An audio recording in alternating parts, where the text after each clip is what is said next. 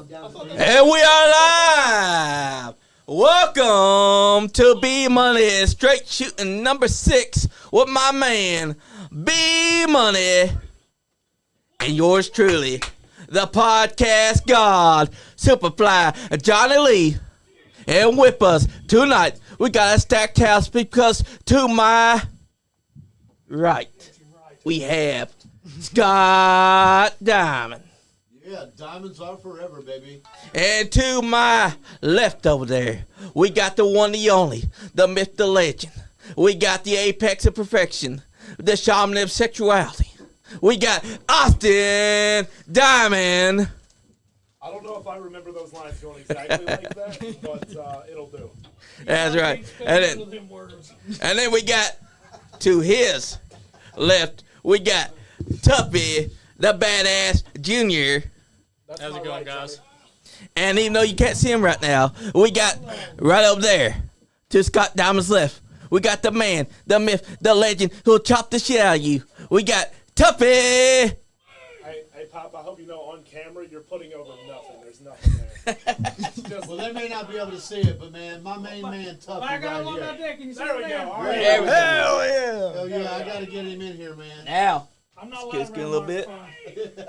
Hey, you're loud too Yeah, because picking you're on up the on Nice here, Game buddy. podcast now. That's right. And we allow anything goes on the mics. Don't let me politic you out of this mic, all right? Don't be scared to lean in and say, All you gotta do is Tuff Jr. "Oh, Diddy." You either wanna use his mic or you can use his mic, whichever you want to, brother. I'm in the middle, so I'll go either way. Hell yeah. Hell yeah, Hell brother. yeah. We're watching You hear something that, guys? funny. It swings both ways. We're in luck tonight. No, dude. No, Diddy. And we got such a packed show tonight because we got second generation, and we got What the hell is going on here, John? Did he say sexy generation? I mean, second generation. Baby oil on the table? What the hell is going on here? I'm sorry, but Johnny, this is not a Diddy party. that's right. There's no Diddy. I mean, this is a second. We are watching a Diddy video right now. Yeah, Diddy video. It's It's a Diddy video. what the fuck is that guy even doing? Who the fuck? I'll be damned. We found the Amish village. Yes, we have. Yeah. But we got a second generation and legendary two legends here in the house. Yes, Tuffy and I have been around for a long, long time, and now I'm sure I can speak for Tuffy on this when I say we're really proud to see our sons carrying in our footsteps. Hell yeah. Dumbasses, we ain't teaching nothing. Gentlemen, can I just say it has been a pleasure sitting here watching these men fight over rights to other men's cornholes. I know, right? I Where the swear hell's that he we saw. going? Yeah, where the hell is he Back going? into the woods. Sasquatch going back He's into so the woods. damn embarrassed of that match. He's damn. walking off into the woods. I can't blame him. Man, I cannot believe it. And you know what? He had a week. When he got thrown to that van, it was weak. Oh, God. The entire. I got something to show y'all. Because this is how you freaking take the damn I was so confused. shot to the van. Because we got it on here. We always keep track of what we do. Who's that stud? Good God. Let's see that guy again. I know, right? So what's the Diamond Cartel been up to these days? You know, pretty much. I'm semi-retired. We've been pushing Austin's career. As we spoke earlier, he just had an opportunity in August Damn, Johnny. to have his first championship match. And as the cartel was infamously known for, what we don't get, we take. So, Might be my bad, yo. Don't let it happen twice. although the match didn't go the way we wanted, you know, the guy punched Austin in the diamonds really hard, causing Austin to throw up. So we just beat his ass and then took the belt. So Austin's carrying his first championship belt. That's right, as you can see right there at the front of the table. And again, we may not have went out there and got the 1, 2, 3, but we left with the belt. So the hell with everybody. You know, again, I've been out. I just made my return to Kentucky with EWA, Elite Wrestling Alliance, in October. I was a part of the Elite Wrestling Alliance team. Berto, Ethan Heyer, Marty Clay. We went out and beat Team Sharon to give Berto the commission spot now there at Elite Wrestling Alliance. I was fortunate enough to go back out there just a couple of weeks ago and make my appearance there. fans were great. You know, I thought after being out 8 months that they had forgotten about Scott Diamond, but standing ovation on both cards, so that was great. So you'll be seeing me there. You'll be seeing Austin there. He has to go and defend that DPW belt in December, so we'll be doing that. And also I want to put out there, we're going to be doing probably the last Scott Diamond birthday bash, February the 3rd, Friday, January the 3rd in Nicholasville. Stay tuned because there'll be more information on that coming up. But really right now, you know, the eyes that you need to put on is to Austin Diamond. That's what the cartel's been doing here lately. We've just been putting him out there. You know, he's been out there with J.R. Rock doing his business, been out there with Frank the Tank doing their business. And that's kind of what we've been doing as of late. But again, stay tuned because more information on the Scott Diamond birthday bash will be coming up. Exactly. We can't wait for it. Hey, I'll be 60. And it's hard You to don't believe. even look a you day know? over 60. It's right. It's hard to believe, you know, because when Tuffy and I started this, we were young men, and now we're getting up in age. You know? Shit, talk about yourself. You're close. You're not far behind me, man. Getting is a good one. Yeah.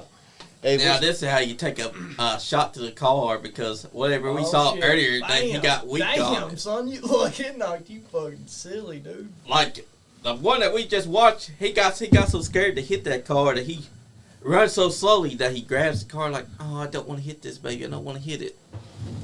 What the fuck? He's got to drive it to the Goodwill the next day. he's got a pickup to make. Exactly. That damn DoorDash shit, I'm telling you. Like, that's Dan Zero right there. Hey, then watch this punch that he gives.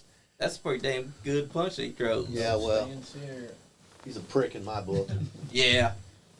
That's accurate to depict who Stan Sierra is. He was the original cartel member until he stabbed me in the back, but we won't get into that. I can't believe it. It's because Ain't that you... calling the kettle black? How many fuckers you stuck in the back? I always looked him right in the eye, Tuffy. How about this weather we're having, huh, gentlemen? Right in the eye. That's right. Hell of a ceiling tile we've got here. You can't see the damn ceiling. It's dark in here. Yeah. That's the reason why he said y'all look good. And, you know, Austin, it must be feeling pretty damn good to have your own World Heavyweight Championship. Well, hell, you can get those off eBay for $55. Well, hell, I'd sooner take it to the pawn shop and let Simple Rick have it back. That's true. Look, we know some And guys that's who the pawn belts, simple don't we? truth. In our time, we know some guys who pawn the belts. Hey, Ric Flair used to have tiles that he'd pawn. Rick was the guy that went to WWF with the NWA title and told Yep. him, hey, you want it? Send me my $25,000 retainer and you can have it. Other than that, I'm keeping it. Exactly. And can you believe that Jim Herd wanted him to change his look and call him Spartacus? Jim Herd was an idiot. Yep. Let's just put it out there. Just because he can run a Wendy's don't mean he can run a professional wrestling organization. Exactly. Because how do you take the biggest name in the sport of professional wrestling and change its name and have him dye his hair and then call himself Spartacus? It's like he looked at Ric Flair, he's like, I don't give a damn if you are famous or not.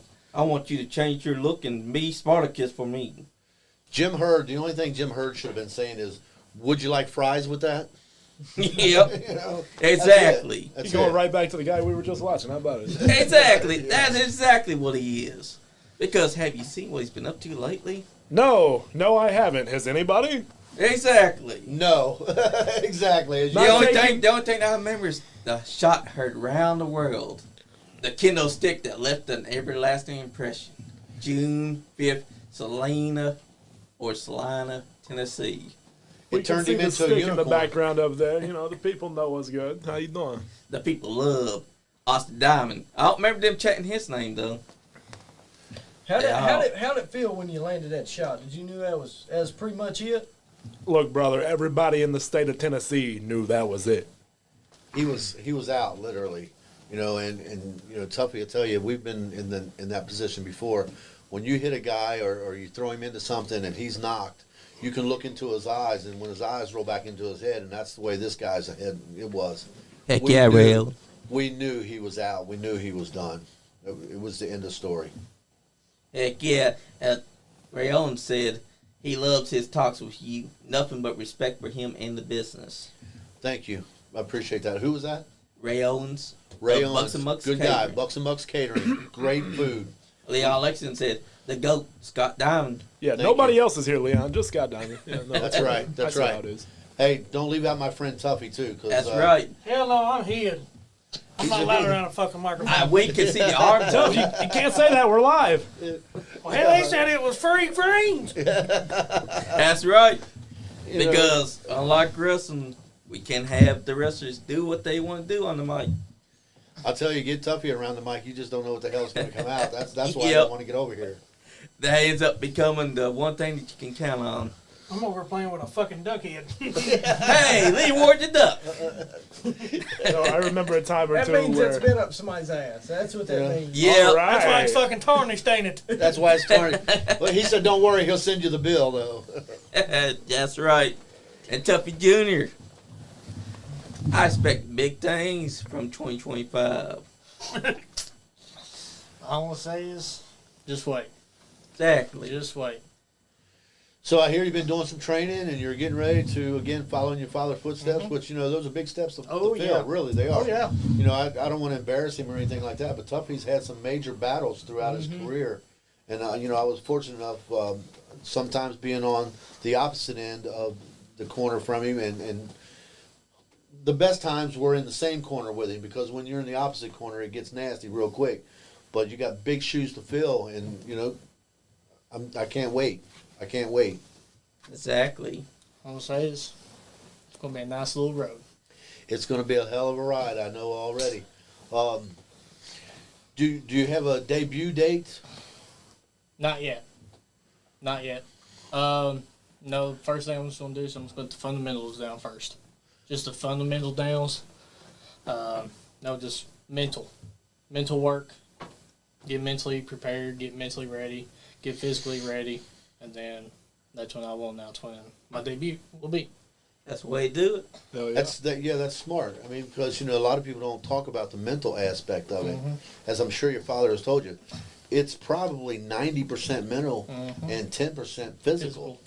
And most people just want to talk about the physicality of it. They don't want to talk about the mental prep.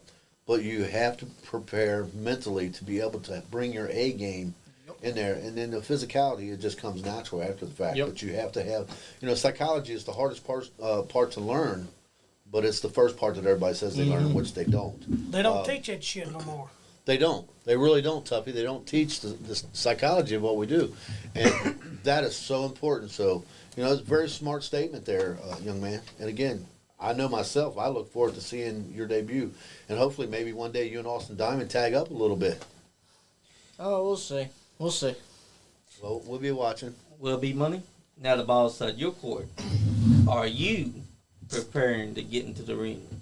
Actually, I have been these past couple months. I've been going to the gym pretty much, every day I can. I got a pretty hectic schedule, but it's something I've always wanted to do. He's your son. You see that stuff?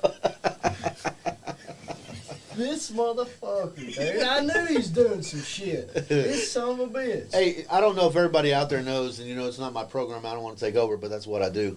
That's his for way those, of telling you he's taking over. For those that don't know, BMoney is the son of legendary Bear Steel. So, all three of these young men, BMoney, Tuffy Jr. and Austin Diamond, they all three come from great wrestling backgrounds.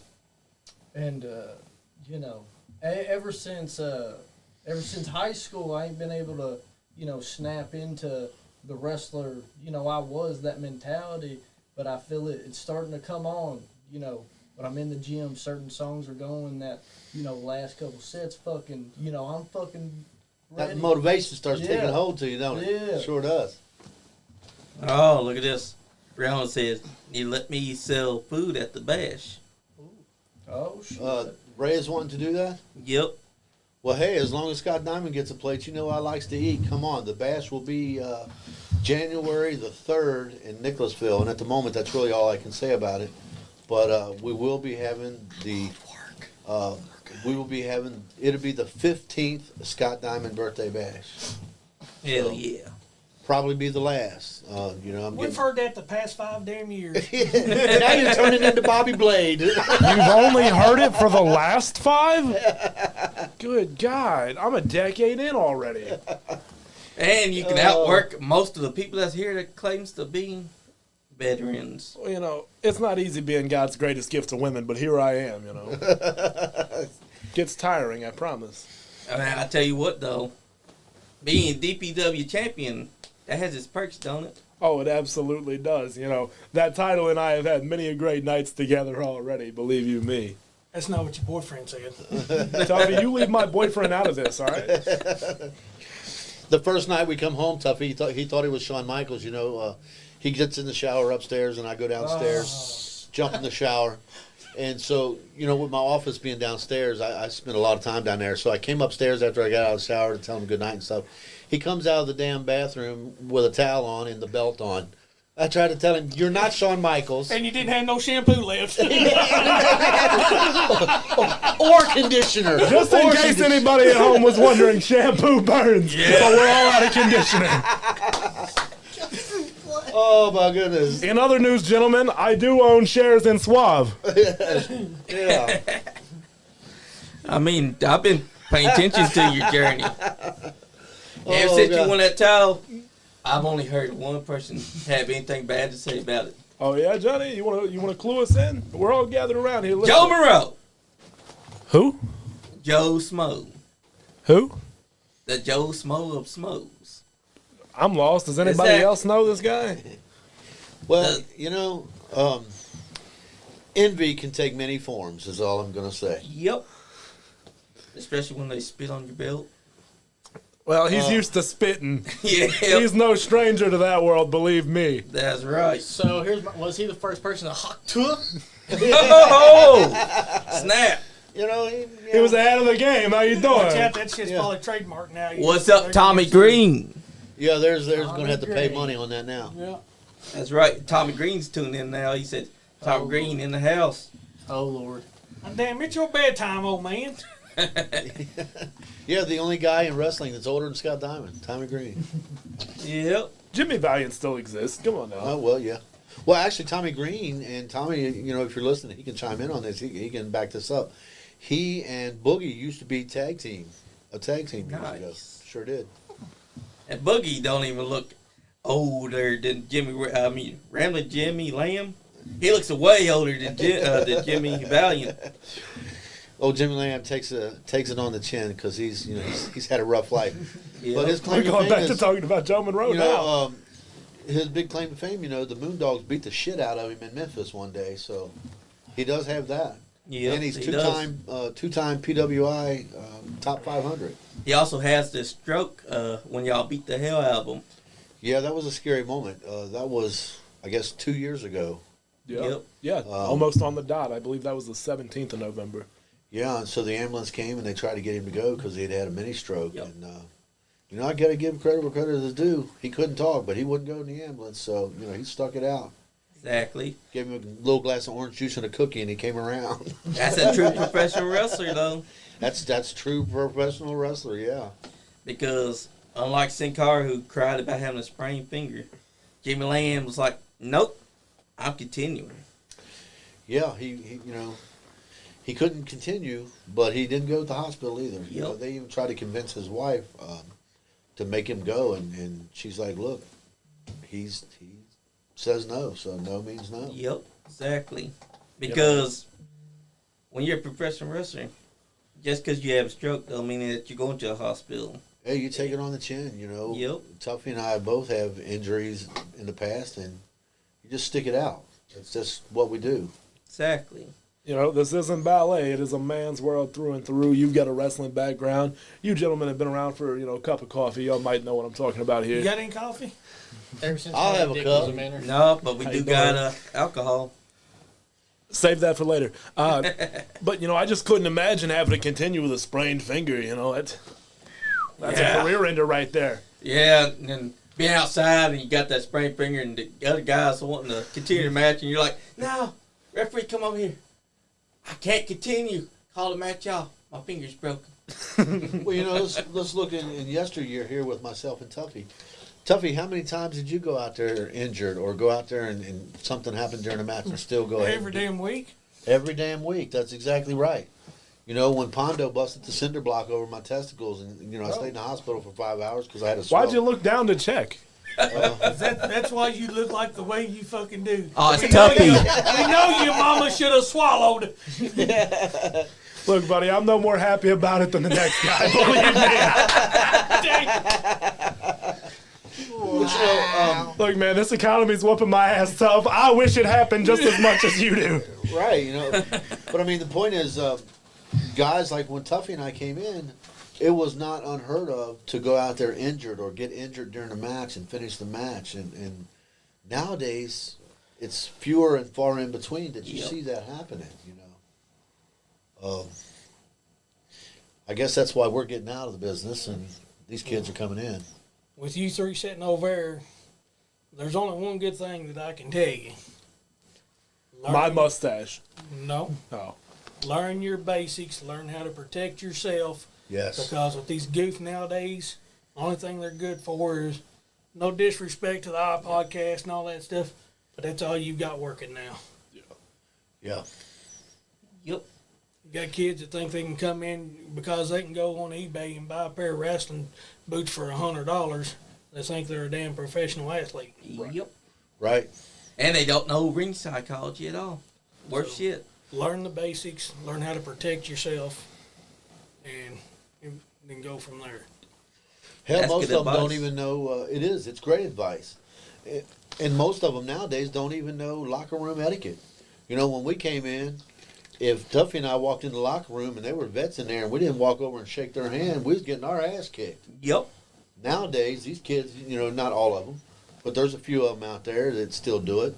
But a lot of them don't even come and shake your hand, and there might be only 2 chairs and 3 veterans walk in, and not one of these young kids will get up and say, "Hey, you're a vet. You want to take my chair?"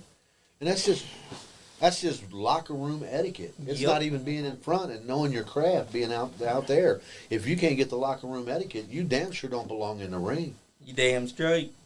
Like, I will never understand the young wrestlers that have 4 or 5 veterans back there and they just sit there. The veterans are just talking to amongst themselves because they ain't getting no one else coming up there trying to ask advice. So they're just sitting there by themselves. For some listening, they'll understand this comment right here, back from the MWA days. You had 2 dressing rooms.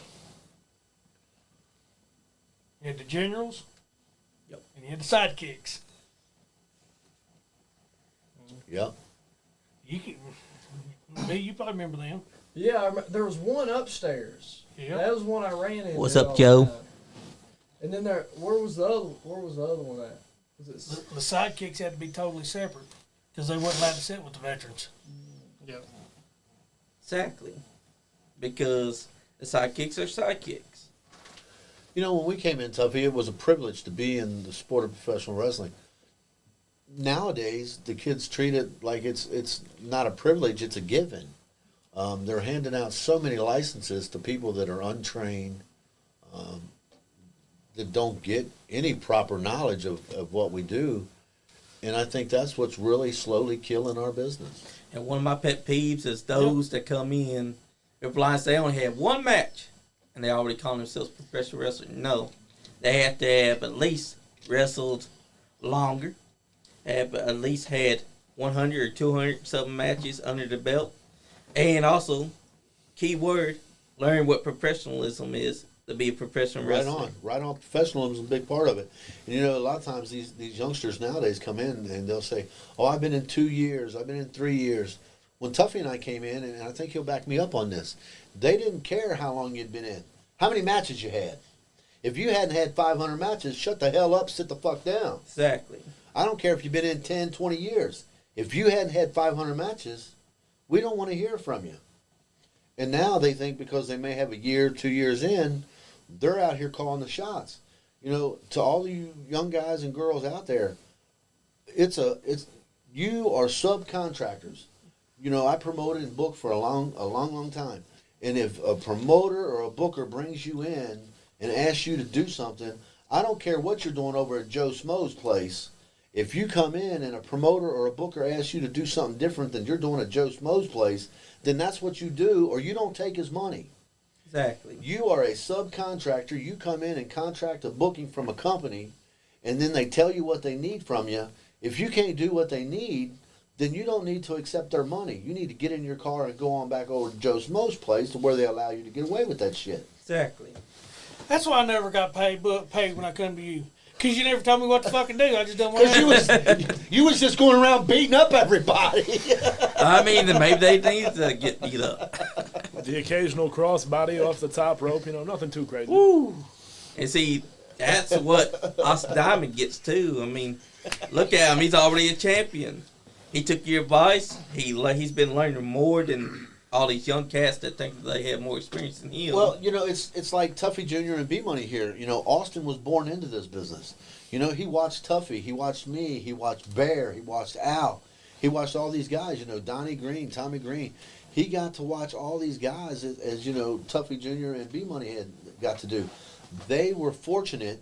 They had a step that most people didn't have. They had a little insight onto what was going on in the professional wrestling world, because their fathers done that, and so they had that that inside knowledge that most everybody don't really get.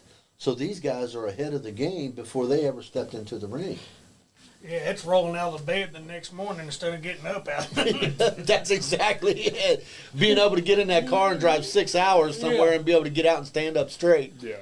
And now Tuffy Jr.'s got a head start. Once he gets inside the ring, none of those guys going to be ready for it. I almost say you better watch out for my hand. Exactly, That's all I'm because gonna say. I'm pretty sure that you got the same chop as that man right there. So you use a lot of conditioner at your house too, huh? I live next door. I don't live next. I Oh. don't live with him. I live next door. Well, actually, Austin moved out too because I couldn't afford the conditioner. Better watch That's why that he's hand got place in the stock body. in it, so he can build his own stock back up. yeah. So the $1 million question everybody sitting at home wants to know: are you a Suave or a Jergens kind of guy? This guy right here, he's tough as nails, guys. Everybody at home knows this guy uses chalk just for some extra grip. How you doing? That's right. That's right. Damn right. Yeah, brother. Exactly. Tuffy, and I mean this, I really mean this, it does my heart good to look over across at these three young men to know that at least our sport has a chance. But 3 can't change the sport that's turned to hell. You're right. You're right. But it gives me hope looking at those three young men right there that possibly that they can, maybe other young folks watching them, that it will grow. Can I get a piece of that? Woo-wee. She does have some knockers.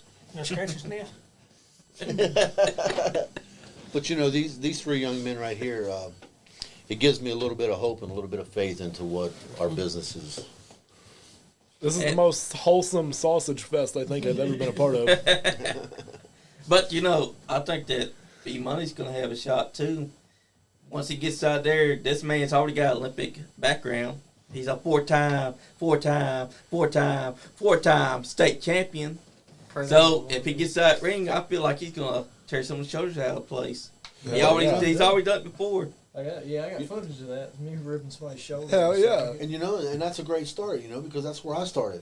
I started wrestling in '79, and I wrestled in high school. Where'd you go to high school and wrestle at?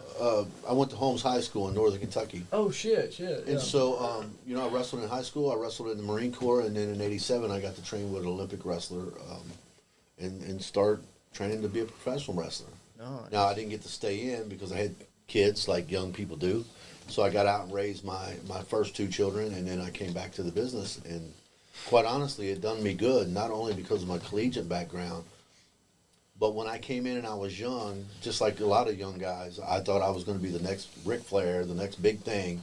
And getting out, raising my children, and coming back, it allowed me to grow, mentally. And so when I came back, I had a better career than I ever thought I could have starting out. Yeah. So Exactly. your collegiate background is definitely going to come into play. If I may mention his name, I told the same thing to Carson Drake, because he too is a state wrestling champion, state of California. And if you use that discipline that, wrestling gives you, same as Tuffy Jr. being at the firehouse, that takes a certain discipline. And as I said earlier, it's 90% mental. And so if you've got that discipline, that's going to help you so much in the professional wrestling world. Exactly. And I wish that people would know how to take a good vehicle slam, because if you're going to run into a vehicle and you slow down and grab the vehicle, people going to know what's up. And Take it like a man. They're gonna know they're a pussy. Exactly. Take it like a damn to man. fucking do it, and not just because you want to do it. Make the storyline. Yeah, Exactly. tell that story, and don't half-ass it. Because if they see you half-assing, they're not going to give a fuck. They're going to turn the channel. They're not going to be wanting to watch you. They're not going to be coming out there to see you wrestle. They're going to be like, I've seen all I want to see about this show. I'm not coming back. Yeah. There are so many great sound bites that can come from this already. Johnny, I beg you, go through here and just get some clips, upload them with no context. Because Yes, this is we're going amazing. to. I'm having a blast over here. Well, good. I got a good one for you. Where's the pisser at in this joint? Well, you go outside Anywhere that you door, want it to be, Tuff. You go all the way down the hallway, and to the left, there's the pisser. You mean you don't have your diaper on? Oh, hell. Come on now, buddy. Now I'm hard. Wait a minute. Oh my goodness. Pause. Unrelated. Johnny, you got any I'll Jergens? admit it, guys. I got a half chub growing, and I'm getting some honey packets. All right. Yeah, he likes those honey packs. Luckily, I'm in camo, so nobody's going to see it at home. Oh Lord. Got And he does wear camo when he's out there inside that ring. got Tuffy on the big screen there, showing his boobies. But the get up that Austin wears is tribute to Jay Briscoe, one of the best promo guys I've ever watched, because you feel like it. You feel like he's speaking from the heart, like that's who he is. I feel like that whenever I watch yours too. I feel like you're literally what you're saying.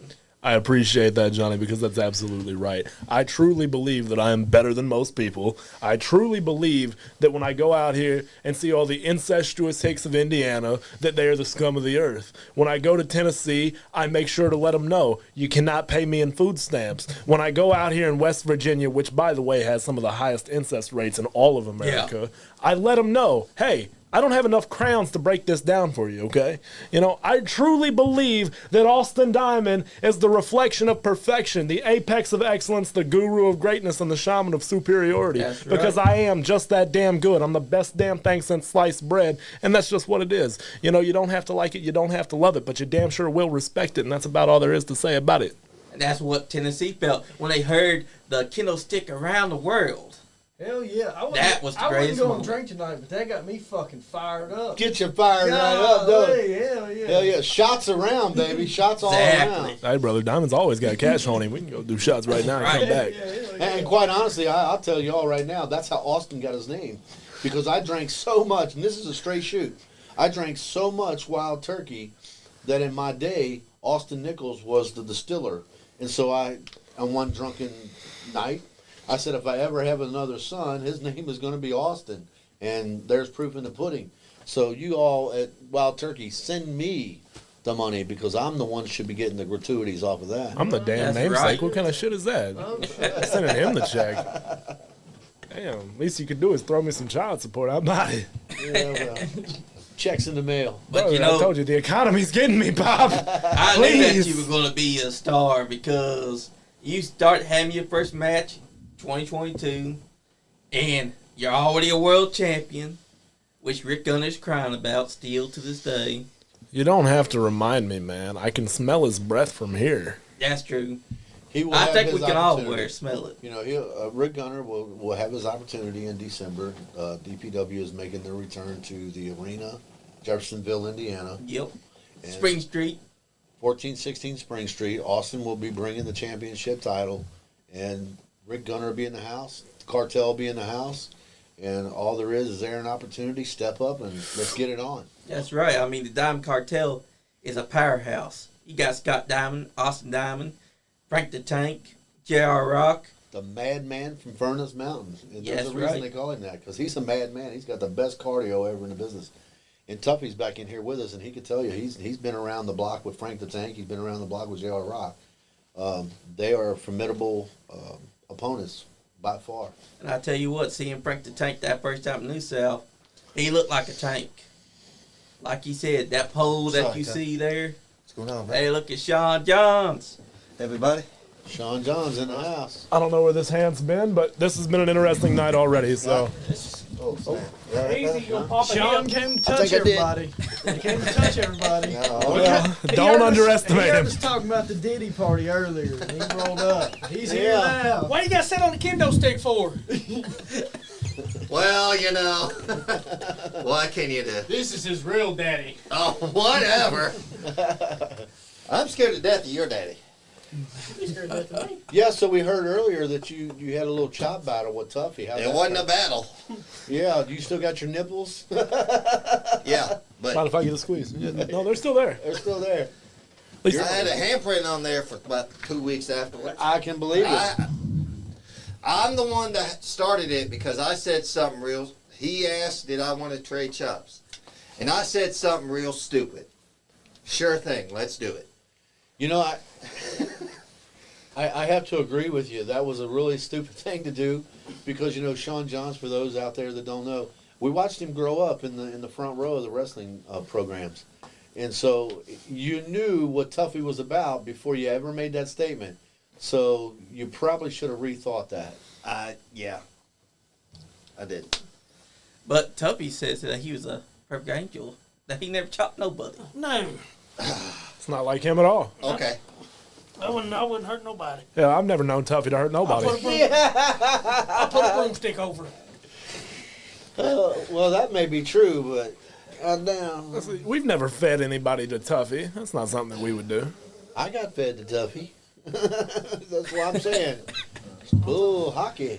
And I'll tell you what, though, the best professional wrestler could throw over a broomstick. All you got to do is wrestle it, and the fans Hey, will go you know crazy what to for do. it. I mean, look at what I know a guy example. that lost to a mop. Yes. Yeah, exactly. And look at Perry Saturn. He got a mop over. I lost to a mop, I think, in 2013, and TJ Lightning jumped down and made the 3 count, held the mop up, and for 9 months they were calling me a housewife and laughing at me because I got beat by a mop. 9 months. Well, there's some that still to this day Will say do that. But and that's what I was saying earlier, you know, Tuffy and I were over and we didn't have to pay nobody to put us over. It's your hard work that you put in. And if you can get over with a mop, you're doing something. I Exactly. mean, so that to me, that spoke volumes because the fans loved it. And really, wrestling events, that's what it's about. The fans' involvement and the fans loving it. Because if they're not involved and they don't love it, then what are you doing? DJ Easy, Eric Montgomery said, "Sup, my good brothers." Easy E, the one Easy time E, what's up, personal. He at one time was the personal DJ for the cartel. Wherever we would go, Easy E would go to and do all of our music and stuff. Hell Good guy. yeah. If you need a DJ, get a hold of Easy E, Eric Montgomery. Hey, Bobby Green said Uncle Tommy wants to call. What's the number? Oh God. Oh hell yeah. Tommy Green. Hold up, Tommy Green. Let me get it hooked up. I'll put the number inside the chat. Eric Montgomery has chimed in once more with "All hail the Diamond Cartel. Yes, Diamonds yeah, are baby. forever." That's right. Bang, baby. There's the still shot, baby. That's right. Diamonds are forever. Ain't nobody shining brighter than a diamond. That's right, the hardest element known to woman. There you What do you think, Tom? No, it's the chastity belt. Oh my goodness. You need to scoot on in here, Tough, so No, they I can don't. see you on the screen. Oh. I'm not come getting on. no close to that damn mic. This is the most I've ever heard that man talk. Just I'm gonna right put now. the number always got into his the access chat to now, this. guys. Send it to Tommy Green. I want him to get in on his mic because you never know That what the man. hell's going to come out of Talk. that pie hole. Is. I'm Just gonna right put now. the Oh no. number always got into his the access chat to now, this. guys. Right. What'd you do, Johnny? I've got Donnie Bluetooth said, to it "What's now. up, you old fuckers?" What's What up, do you Johnny say, Green? Donnie? You old decrepit fucker. Yeah. Donnie's another old decrepit fucker like us. Archaic, some might say. Yep. Antiquated. Now I got to say though, Donnie's been taking more vacations than Tuffy and I have this year, so I don't know. That's true. He has been doing a lot of vacationing. Hey, we had them in here for Spooktacular. You remember that? Yeah, yeah. We actually did some spellcraft. Was it Donnie and Bear came in? Nope, it was Donnie and his Yes. wife Jessica. Donnie and Jessica came in. Yep, they said Jessica sit right there, Donnie sit right there. Jessica and us, we actually created some spellcraft jars, protecting our house, helping his mental state. Help me money mental state. I need it sometimes. You Oh, know, Johnny goodness. always with the fucking the blow and the midget hookers, dude. Hey, come on now. Hey. You know you like that. You like them little bobbleheads? Sometimes you just gotta know when to stop, man. Bridget the midget, baby. I can't stop, man. The Donkey Show. Hey, Tijuana. this is a true story. I was at a show in Indiana one time, I knew we were taking this to Ginger. and well, we can't mention no names, but there was a midget being passed around in the locker Little room. person. And when they came to me, I was like, yeah, nah, she's coming up a little too short for me. That's little person. You can't say midget no more. It's Oh, politically oh. incorrect. Well, I'm politically incorrect. Leon Lexington wants to know, Donnie Green, what brand of spirit box did y'all have? And he also said, Donnie Green said, I married a Mexican witch lady. Well, I married a Mexican, but she ain't rich. Hell, can't even cook. For those that want to call in, it's 859-684-9535. That's Johnny's actual number. Now he's going to get calls at all hours of the I night. have had some weird calls from my cousin Nicholas. Especially from midgets. Well, he was worried about Cam. I didn't know he's friends with Cam. Midget I didn't hookers, either. Latinas, this is going all over the place. He's also Yeah. dating, well, I don't know if he's dating, but Oh. he's in pictures with Chris Blade's cousin Destiny. Well, Well, isn't she like 15? Oh, yeah. No, whoa, she's 18. 18? Yeah. Okay. I No, thought she she just was- turned 19. Oh, really? Okay. that's a Yep. dangerous subject. I was wrong on the age, y'all. I'm sorry. Brother, good God. This We is got Party Man Cam tuning in. What? Somebody's bad timing. Bad timing. Leave the chat and come back later. Good God. Yeah, it's 18 and older, folks. 18 and older. Yes. Oh, okay. She just turned 19. What's up, Party Man Cam? I'm legal now. How you doing? Hey, Pops. That's what he said. Hey, Cam. I Glad bet you're he, watching in. I bet he remembers when you knocked him out that night, though. I just ran up Yeah. on him at the mall the other day. His things would happen. Did you knock him out as well? I pinned him up on a wall and took his money, actually. He deserved He it. had money? Only $2. Wow. But hey, I walked away with $2. How you doing? Hey. Hey, puts new meaning to $2 whore. Hey, Johnny, were you saying something about cousins a minute ago? Oh, well, never mind. Yeah. Never mind, never mind. But you know what they Oh, say. don't.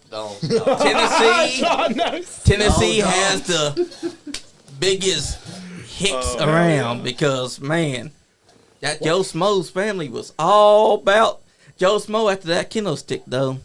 You know, That's the fun. it's. Do you really call it a family if your family tree goes to a point? Family tree doesn't fork. Yeah, and it doesn't work. I mean, is that family or is that like? They're You know, from, what do you call that? Exactly. What do you call that? getting the calls. Oh, we're getting Oh, call. Hello. Yeah, Bo. Tommy Green in the house.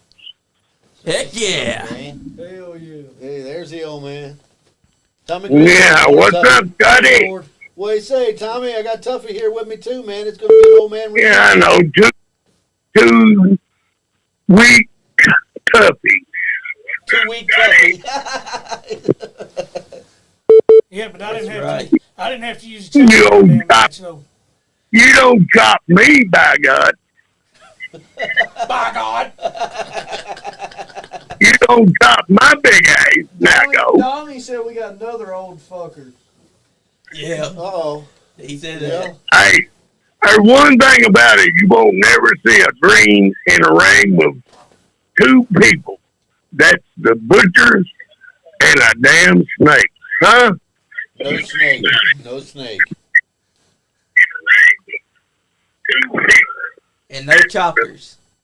Hey, Tommy, we were talking earlier, and I was telling the kids, you know, these 3 young men that are getting into the business. At one time, Am I correct?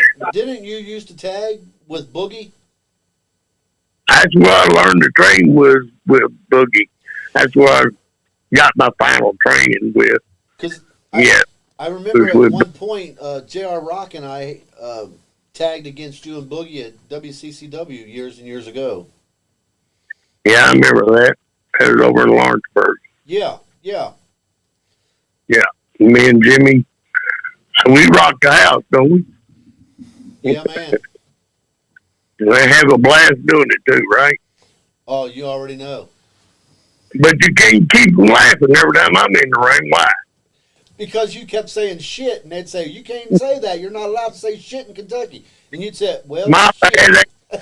Yeah, And it was like, well, shit. They're like, you can't be saying that at a kid show. what?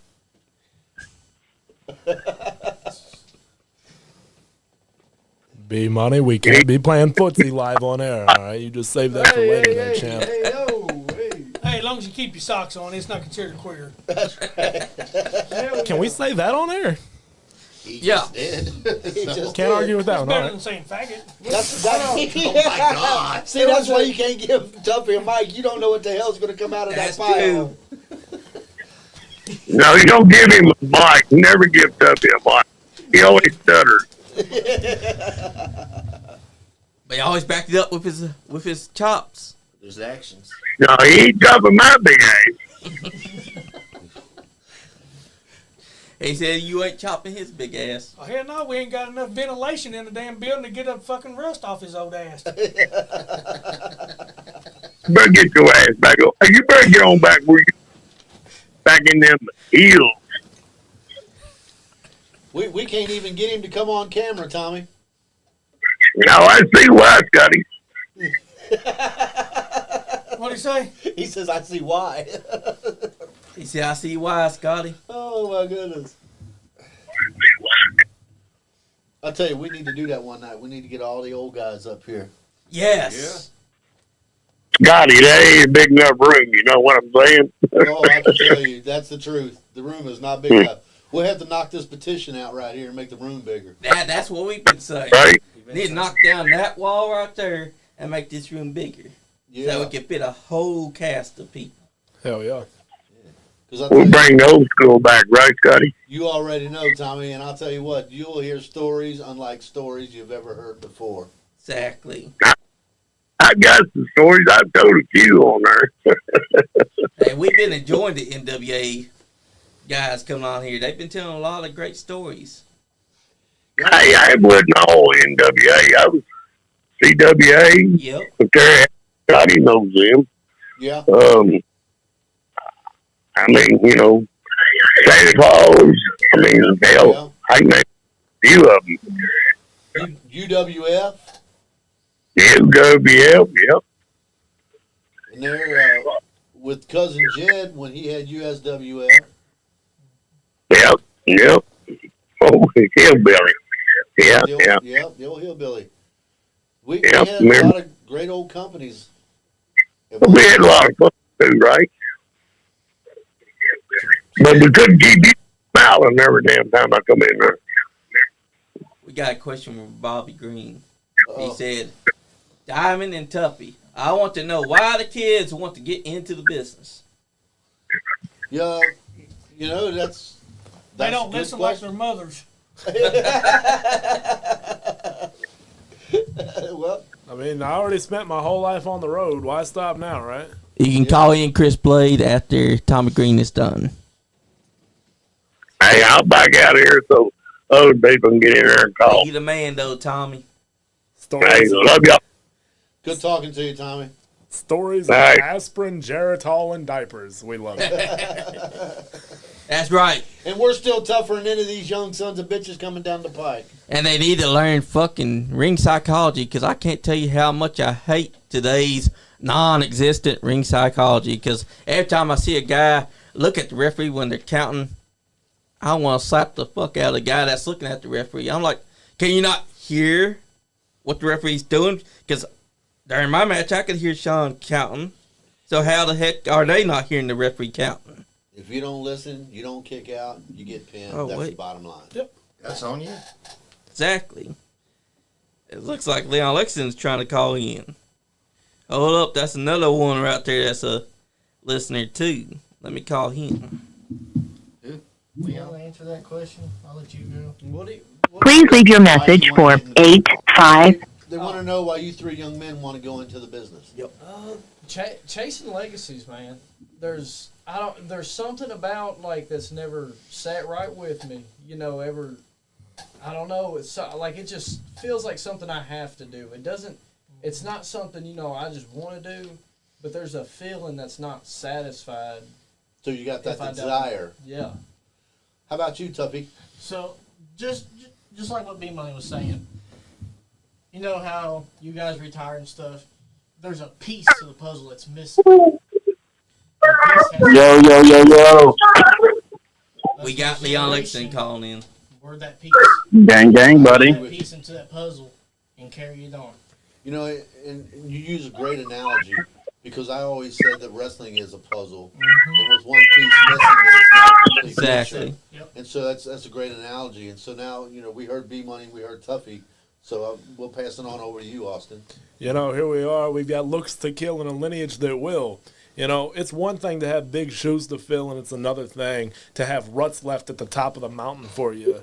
To say that that's pressure would be a vast understatement. It's not only, just something that we can do. It's not a possible avenue. I feel that it's more a responsibility of ours to take that and build on it further. You gave us a hell of a foundation. How could we then turn away and leave it there sitting? That to me is food left on the table. That's money left on the table. It feels unjust to walk away from something that feels so right. Exactly. I think the three of you has answered it superbly. You can tell he's a Hey, so much is long-winded. You were saying Leon? He cut it in I got a question for Scott Diamond. Now you can go Got a wash question. your hands because you had the son of a bitch roll on your palm. Hey, Scott. Brother, Leon let me tell Lexington you, has a question these for hands you. have so much moisture in them, you can't get ink to stick, let me tell you. Yes, Leon. So earlier you said that you lost to a broom. How do you feel about the new age wrestlers wrestling sex dolls in the Invisible Man? Hey, I'm all down. Invisible Man whipped my ass all the time. The Invisible Man. 'Cause in my opinion, the Invisible Man is a disrespectful sport. In my opinion. Well, I definitely appreciate your opinion. We respect your opinion. But and I learned this from Boogie. It says wrestling on the marquee, but it's also about entertainment. And if you can give good family entertainment by wrestling the Invisible Man, then I'm all for that. Now, the sex doll, on the other hand, there's so many gimmicks out there that you can use. And again, I lost to a mop. Yep. But to bring in a sex doll, that to me is a little perverse. And, children are the foundation. I don't care who drives. The children bring the adults to the wrestling events. It's not the other way around. So when you go out there with a sex doll, I think that's a little bit crossing the line. Some people will disagree with me. This is just my opinion. But to use a broom, to use a mop, to use the Invisible Man, I'm for all of that. Ric Flair used his coat a lot. He used the chair a lot. How many times you seen Ric Flair take a knee or an elbow and drop it on his coat or a chair? So I'm all for someone using a gimmick.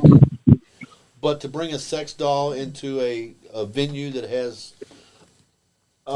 patrons that are under 18, I think that's a little far-fetched. But I'm okay with them using other gimmicks and other props. Also, it was used inside the 70s. I had never heard that opinion on the Invisible Man before, so that definitely opened my eyes to it. Well, again, I respect your opinion, Leon. I certainly do. But I agree with you on this sex doll thing. They should not be using that. they shouldn't use the sex doll because it's using parts that shouldn't be seen by children under 18. And I didn't like the thing that Joey Ryan was doing either. But the big thing for me, Leon, is I want the fans to be involved. I want them to be entertained. And as Tuffy just said, he wrestled the Invisible Man many times. And if you can do that in an entertaining fashion and the people are enjoying it, then I'm all for it. And that was something that was done inside the 70s too, the Invisible Man. like Joe Hinton brought up over here, he said they did the Invisible Man in the 70s as well. Well, you know, Tommy Chong. Yeah, you definitely. Tommy You can go ahead. Chong- Sorry. Tommy Chong used that in one of the Cheech and Chong movies. He done a little wrestling skit where he wrestled the Invisible Man. And I'll tell you, Cheech and Chong made a hell of a lot more money than I ever did wrestling the Invisible Man. How about you, Tuffy? Yep. Got too many damn bruises and. What's up, Leon? What up, B Money? What's going Beach on, money? brother? Not shit. Just chilling.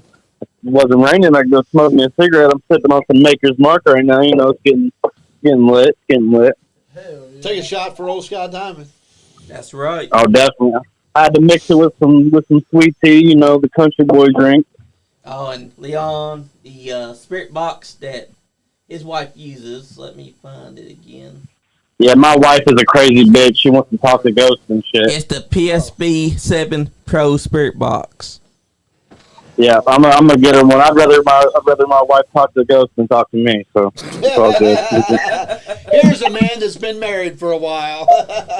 Ryan Mosley said, "This is a room I should be in right now, because the Diamond Cartel is inside the house." Hey, Ryan. Yeah, How you doing, my friend? And not only is the Diamond Cartel inside the house, but you got Tuffy and you got Tuffy Jr. as well. And that's Right, a hey, badass roster right there. I'm a nobody. And like Tuffy and I, we've had our time in the sun. We're just here putting over B Money, Tuffy Jr., and Austin Diamond because they are the three young men that's going to carry this to the next step. You know, they're going to take it to the next level. You know, to revisit the question that was asked earlier as far as why we want to get in the business. You know, growing up, Pop spent a lot of time on the road. We didn't have too much to bond over, but there were just a couple of select things, as everybody can see. You know, he's a little bit older than me. He's been around, as he just said. He's had his time in the sun. So a couple of the things that we were able to bond over is our shared love for wrestling, you know. And one other thing is by the time I came out of diapers, he was going back into diapers so we could save, you know, buying a bulk sale. Right, you know. And you've been already proven that you're a star. Yeah. Man, I'll tell you what, I've been He's following a your champion journey. right now. Look at him. Undefeated. Exactly. You know, you guys are going to find out what Tuffy and I have already learned. You're going to be a lot of sacrifices. You're going to miss Christmases. You're going to miss birthdays. You're going to miss, you know, anniversaries. Thanksgiving. Hell, I worked Thanksgiving and Christmas for many, many years. But if you love something, and as Tuffy Jr. was saying earlier, you know, he has the desire. You got to make sacrifices, and although you may not, you don't want to miss the time with your family and your children. When you have a career, you got to do what you got to do to be the best at what you're doing. And so, you know, you're going to find out, and I think you're all three able to do this. You're going to find out that the sacrifices that you make are going to be well worth it. They are. Exactly. Because that's what professional wrestling is. That's right. You know, it's a love and a desire for something that you want to do. And, you know, again, with whatever the job is that you do, even with the firefighting, you have to make sacrifices. You can't be at home all the time when you want to. You have to be there. And again, I commend you. You're putting your life on the line, which shows how mature you really are. Now, Bobby Green, to answer your question, Donnie Green did tell B Money that if he wants to get into the business, Donnie Green will personally train B Money so he knows how to do it right. And Tuffy Jr., who would be training you? I guess I got two people in mind. Well, of course, old Pops. And I guess I can let old Bobby. Well, I'll tell you, the Greens made a lot of money in Kentucky. Yes, they did. That's true. They certainly did. But there is one other person that I would love to train me. It's Vic the Bruiser. Hell yeah. Yeah. Good choice. Vic he's done a lot too in the business. You know, he's a great veteran of our sport. Your dad and I both had many go rounds with Vic the Bruiser, and you really couldn't pick anybody any better. And have him inside the studio just a year ago. He was the most politest person that I ever seen because he came in and he's like, is he quiet?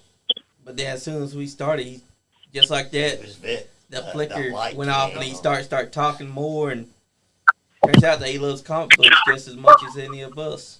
Look, he is soft spoken when he needs to be. Yep. But let me tell you, when he gets into the trenches, he's the guy you want on your side. Yep.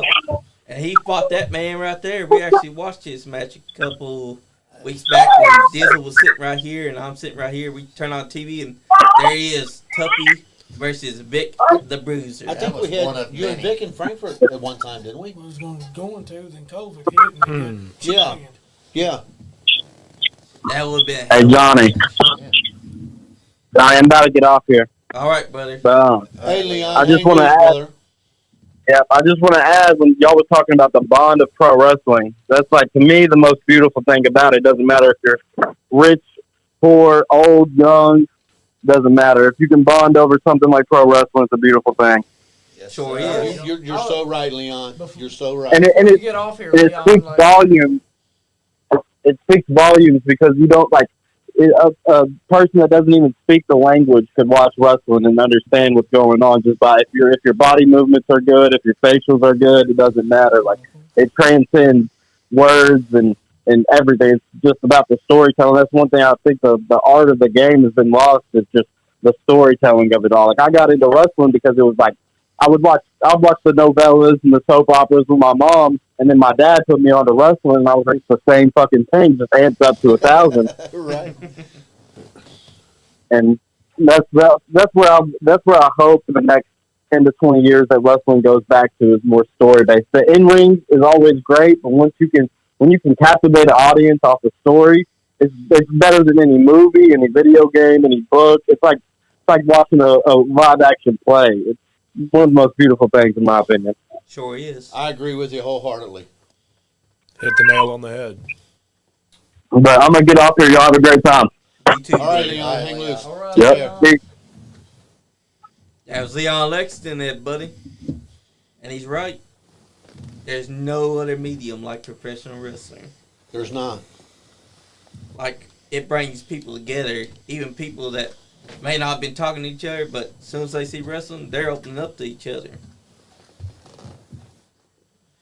Who's next on the chopping block? Come on. That's right.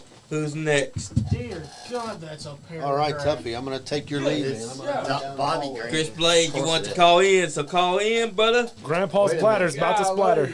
Is it talking about Tuffy Wait and a Vic minute. training you? You I are don't talking know. about If I- Tuffy and Vic training you? I don't know if I could hold up the them two.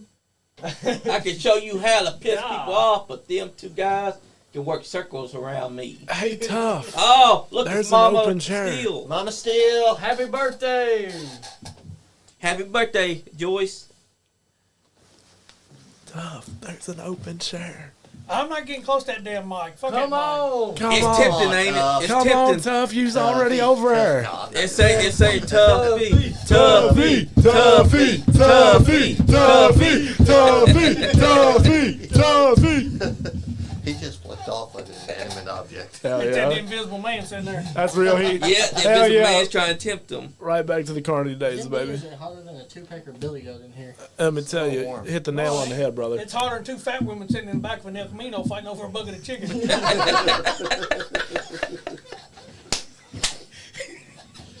Exactly. Hey, Tough, when you were training, didn't you use the Invisible Man, like one person having a match with an invisible, like no fans, but just It's like earlier in the podcast earlier, the best advice I could give these three gentlemen across from me, is to learn the basics.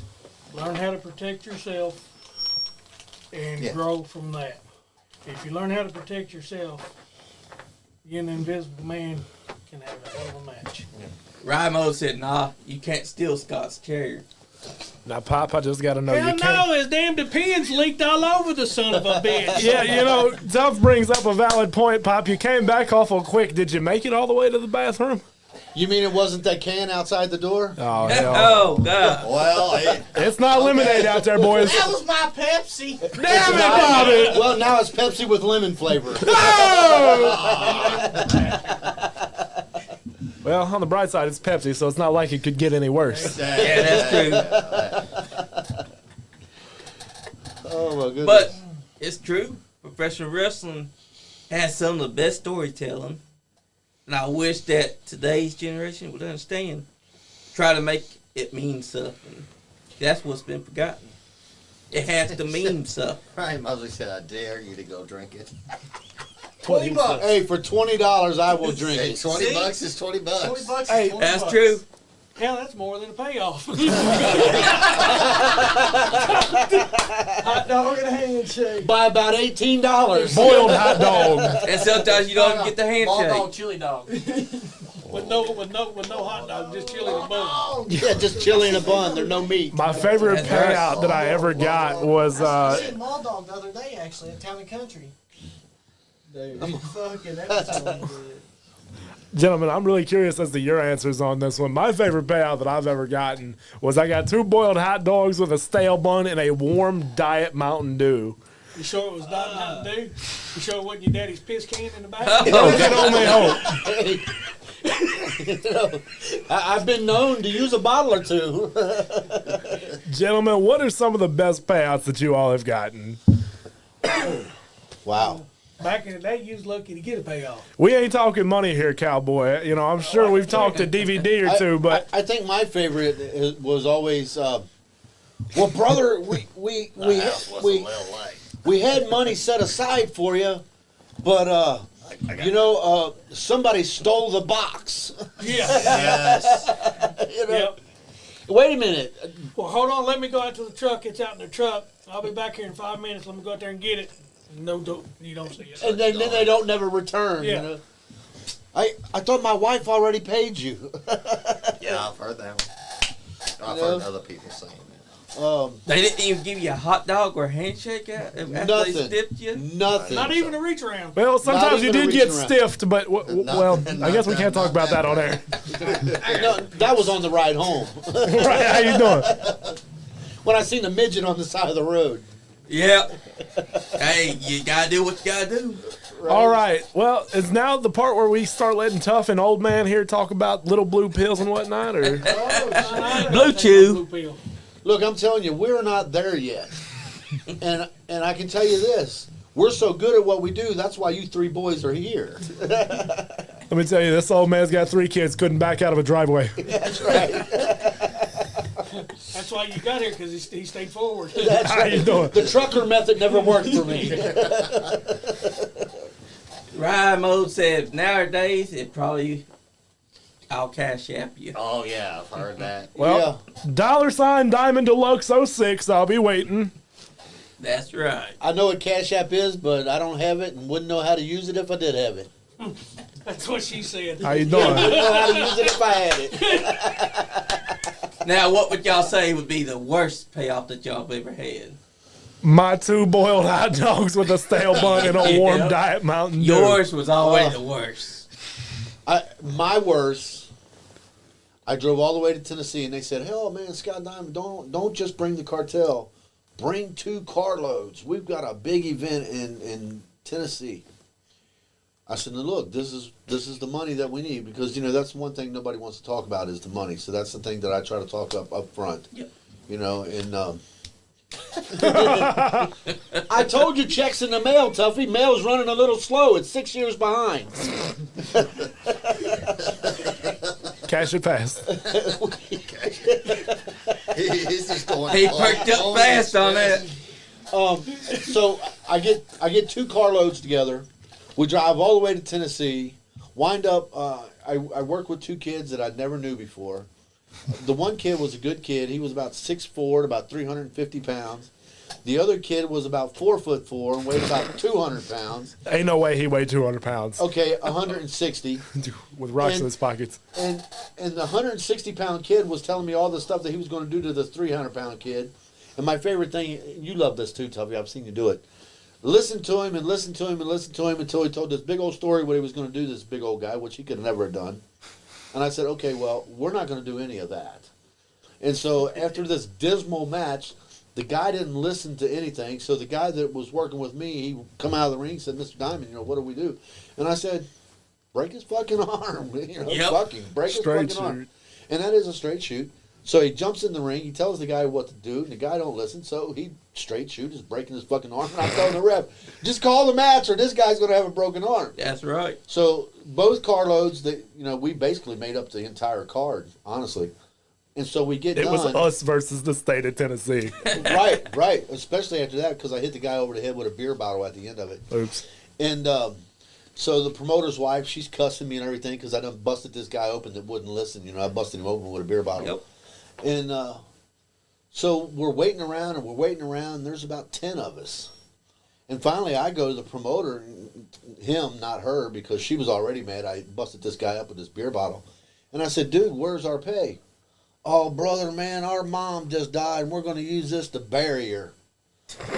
What the fuck? Did she die during the event?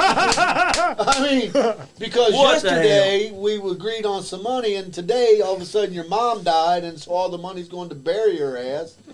Well, fucking throw her out in the backyard. It's Tennessee. Give me my fucking money. They had to afford the piano case. So, yeah, because she ate 3 kids before she died. Yeah. Oh, God. For me, that was my worst payoff, because here you got, and not just for yourself, This is because the most fun I've ever had because on I've this taken podcast. all these other guys and girls down there with me, and it's either, which, I mean, on a serious note, I paid a lot of people out of my pocket back in the day because the promoter or the booker would be sketchy, and if they came with me, I wanted to make sure they got at least gas money. So for me, because I had to tell those other guys, look, they just stiffed us because old dude's mom died 3 times this week. And so they're going to bury her for the 6th time, and they're not going to pay us. Yeah. And so that was my worst payout, I feel like, because it wasn't just about me. It was about the 2 carloads that came with me that got stiffed as well. And Ramos has a question for you, Austin Down. He said, Austin, what is your most interesting fan interaction you've ever had? God. Here goes the Ricky Morton story again. The funny part is he's really not wrong. And he doesn't know where I'm going with this, but he's really not wrong. I've signed some autographs that I can't talk about on camera. But that aside, pumping gas and then having somebody run up to take a picture with you comes to mind. Let's see here. Making the fat lady cry and leave the show back in August comes to mind because... What the hell did she say? She said something about my mother, and then she started crying because her mom was dead. I was like, all right. And the truth was, he didn't say nothing about her mother. He's like, do you kiss your brother with that mouth? Yeah. And so apparently she did because he told something about her mother. Yeah, her family tree was a wreath, and I guess that hit close to home. When he exposed herself. Yeah. Yeah, she exposed herself. That's up there. Thank God she didn't expose herself. That was nasty. Let's see. I think I hit 2 of the good ones. You following us to McDonald's comes to mind. I thought I was going to have to shoot somebody that night. They come. We were leaving UWF out here one night. God, it's probably 10 or 12 years ago. And so they come barreling up on us. These people went behind us, and they were just riding their bumper, And I thought, well, I done pissed somebody off, and they want to fight. Yeah. But Tuffy will tell you, anybody that's traveled with me, they know. I carry Jake, and Jake is a badass pistol that will, hell, I could beat you up. I don't have to shoot you. I can just beat you up with it. Exactly. And I think Maria spoke about that one night when she was here with Max. Yep, she did. And so I tell him and the wife, I said, well, I'm going to pull over here in the McDonald's parking lot, and I guess I had to kill a couple of people. And when we pull over into the parking lot and I jump out with this pistol, these 2 guys and this girl jumps out and goes, can we get a picture? Well, you almost got one in the paper. Yeah, right. Hell yeah. Pop, if I could steal another one of yours, 9 guys and a buck knife comes to mind. Hey, buck knife my ass. That son of a bitch was like Jim Bowie style. Down there in Harlan, you know how them crazy bastards are.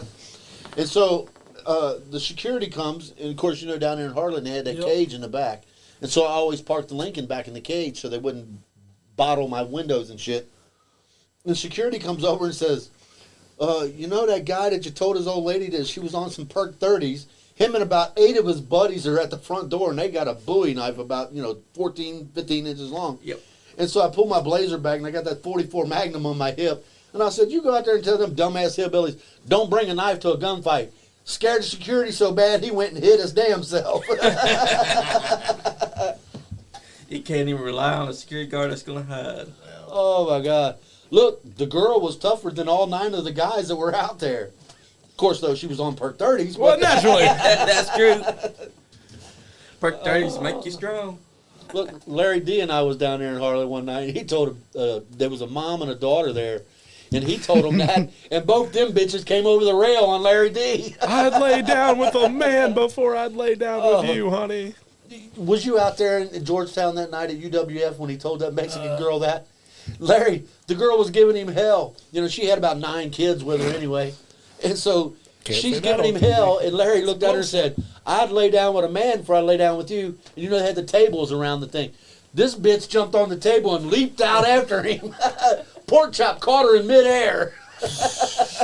Oh, pork chop. He's in, you know, keep him in your thoughts. He's in bad shape in Louisville right now. He's in a coma. Prayers for him. But Let's see, can we talk about underwear? Can we tell that story? oh God, Bobby Blade probably already told that story, didn't he? Oh, he has. One guy wanted. I remember that. Oh, he didn't What just was want to. Bobby's on. He didn't just want to. He actually gave Bobby $5. Bobby went into the locker room, dropped trowel, pulled his fucking bloomers off, went back out there, and the guy literally gave him $5 for his underwear. Yes, A Bobby guy. told that story. A Bobby guy. Told, yeah, Bobby told that story. Hey, at least he made $5 from it. Well, that's because the underwear came with instructions, yellow in the front, brown in the back. Bobby Blade is a historic OnlyFans model. It's true. Yeah. Bobby Blade. He was the original OnlyFans. He was model. Belle Delphine before it was cool. Yeah, right. Good old Bobby Blade. Wow. Oh, Tuffy's probably got a Bobby Blade story, I'm sure, too. Hey, do you, brother? I'm over in the corner. I'm about ready to fall asleep. Well, Junior, you better get him home. It's after his bedtime. I'm the one that drove his ass here. Hell yeah. Rimo said he needs to hear some WCCW stories. Oh, God. Oh, God. Where do you start there? I only worked down there a couple of times. When I Was was that- down there, I worked with Cody. Was that Santa Claus? Yeah. Cody Matthews. Well, he He's was the one always we were there. talking about, teasing about. They won the tag team straps, him and Skyfire, and then was hard up for some beer money and went and pawned the son of the bitches. I heard that story. That's a true story. Yeah, no, Santa had to go. He found out where the pawn shop was, and Santa went back and got him out of the pawn. Hell yeah. They pawned him for beer money. Sure did. I mean, makes sense to me. Now it makes sense why. Cause imagine you guys' head put through that windshield. Yeah, JR and I, we waited on him one day, and he crossed us. And so we knew he went to the gym every day at noon. Probably don't anymore, but so we waited outside of his house. That explains You know, that's why you should never let people know. See, like, I've known Tuffy for years, but I don't know where he lives, and he ain't going to tell me.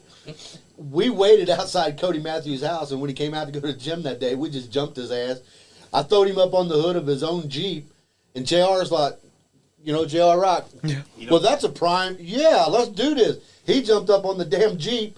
DDT's him through the fucking windshield, and I said, JR, we better get the fuck out of here before the police get here.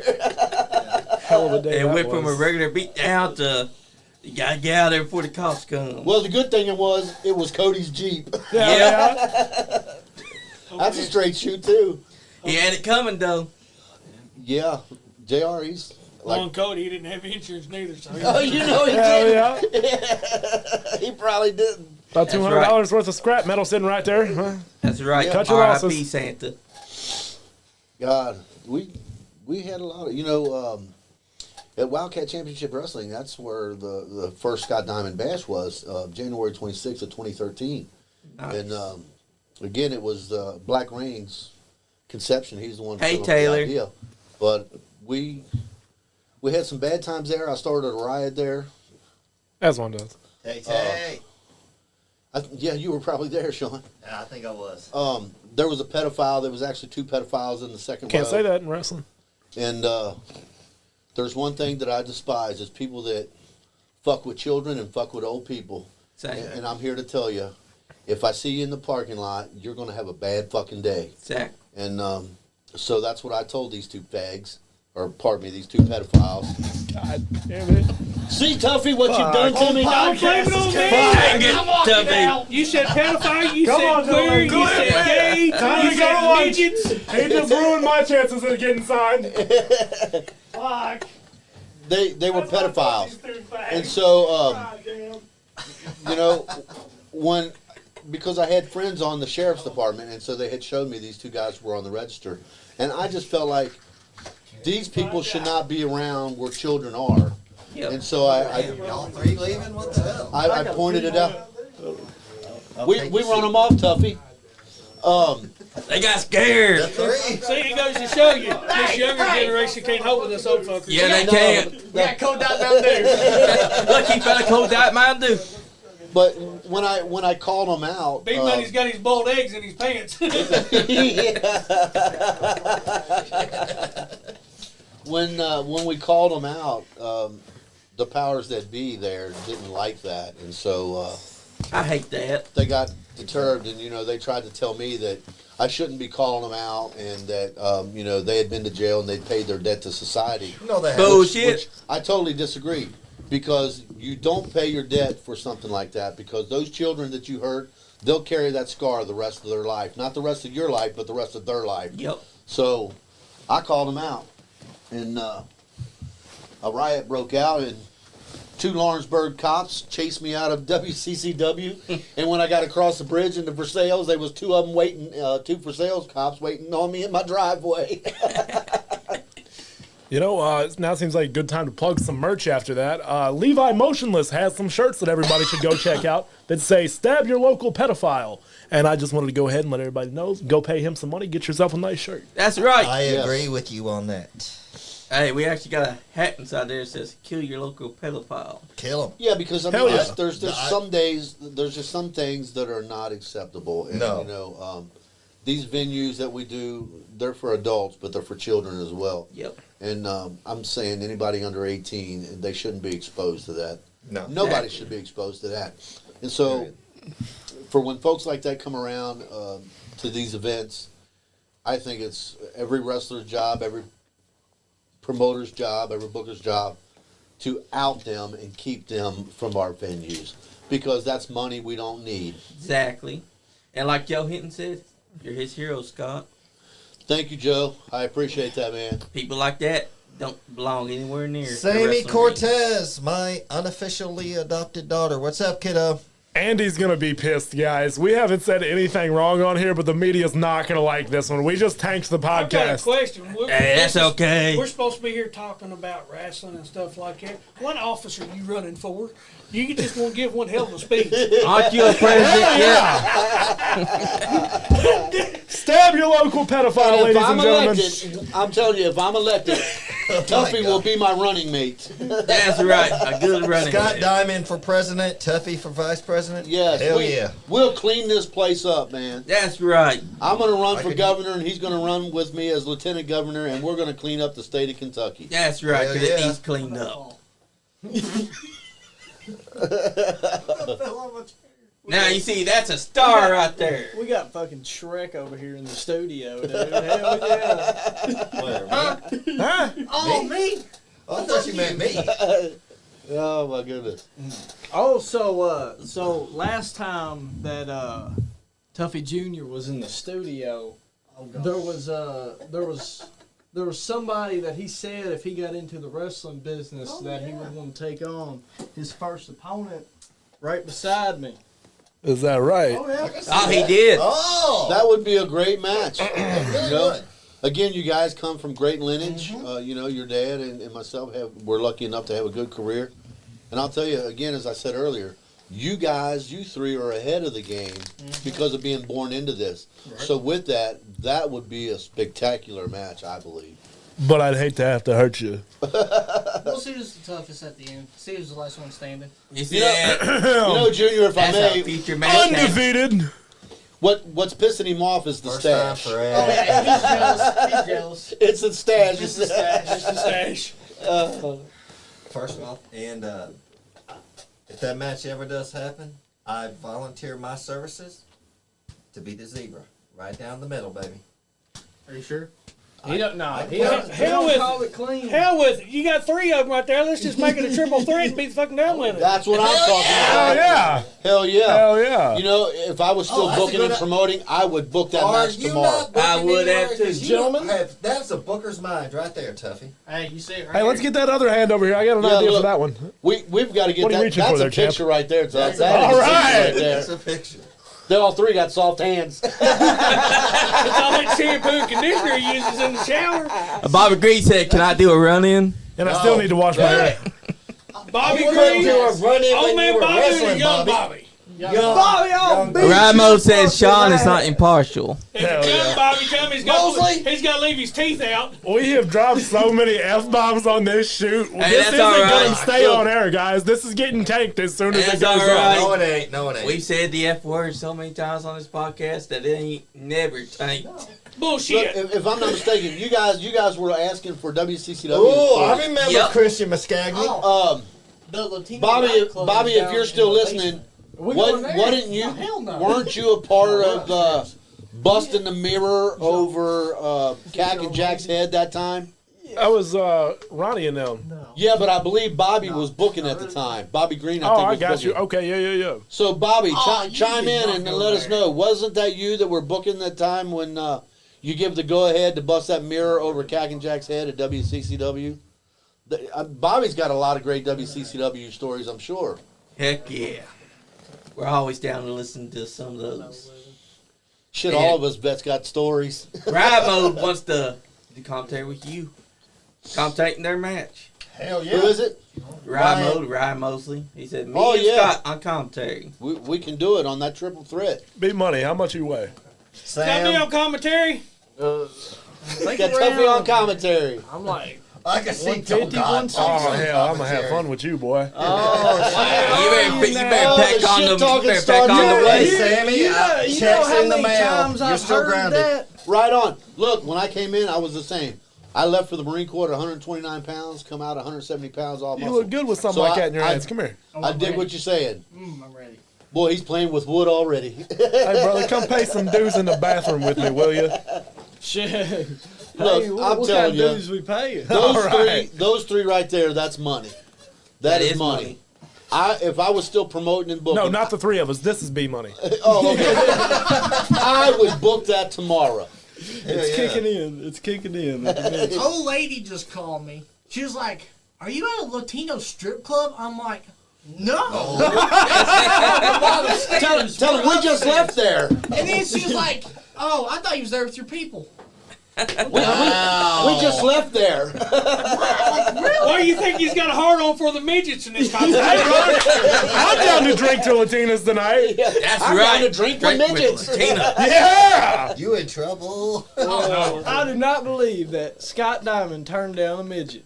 I do not believe that. Well, I want to apologize. To Hey, well, you better be careful. He's going to get fired up. you Hell yeah. don't Hey, you start never- getting fired up. Hey, you never Don't been to you the start Tijuana either. Tell midget somebody show? say something about getting fired up. Look, y'all know how I feel. Y'all are just goating me. I'm not going to fall for it just yet. Hey, so we can't tell the Jimmy Belcher story about... wait. Real, Oh, God. Real question. Oh, Jimmy Felton. What does like the older guys think of midget wrestling? They were around for Honest it. I'm opinion. telling you, No, like you know how they have Straight their whole shoot. federation, whatever. Right. You know, straight they- shoot. Midgets are money. Yep. Yes. They are. I used to have a midget travel with me.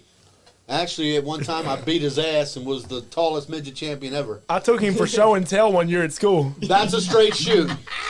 His teacher calls and says, "You'll have to come and get Kid Mac."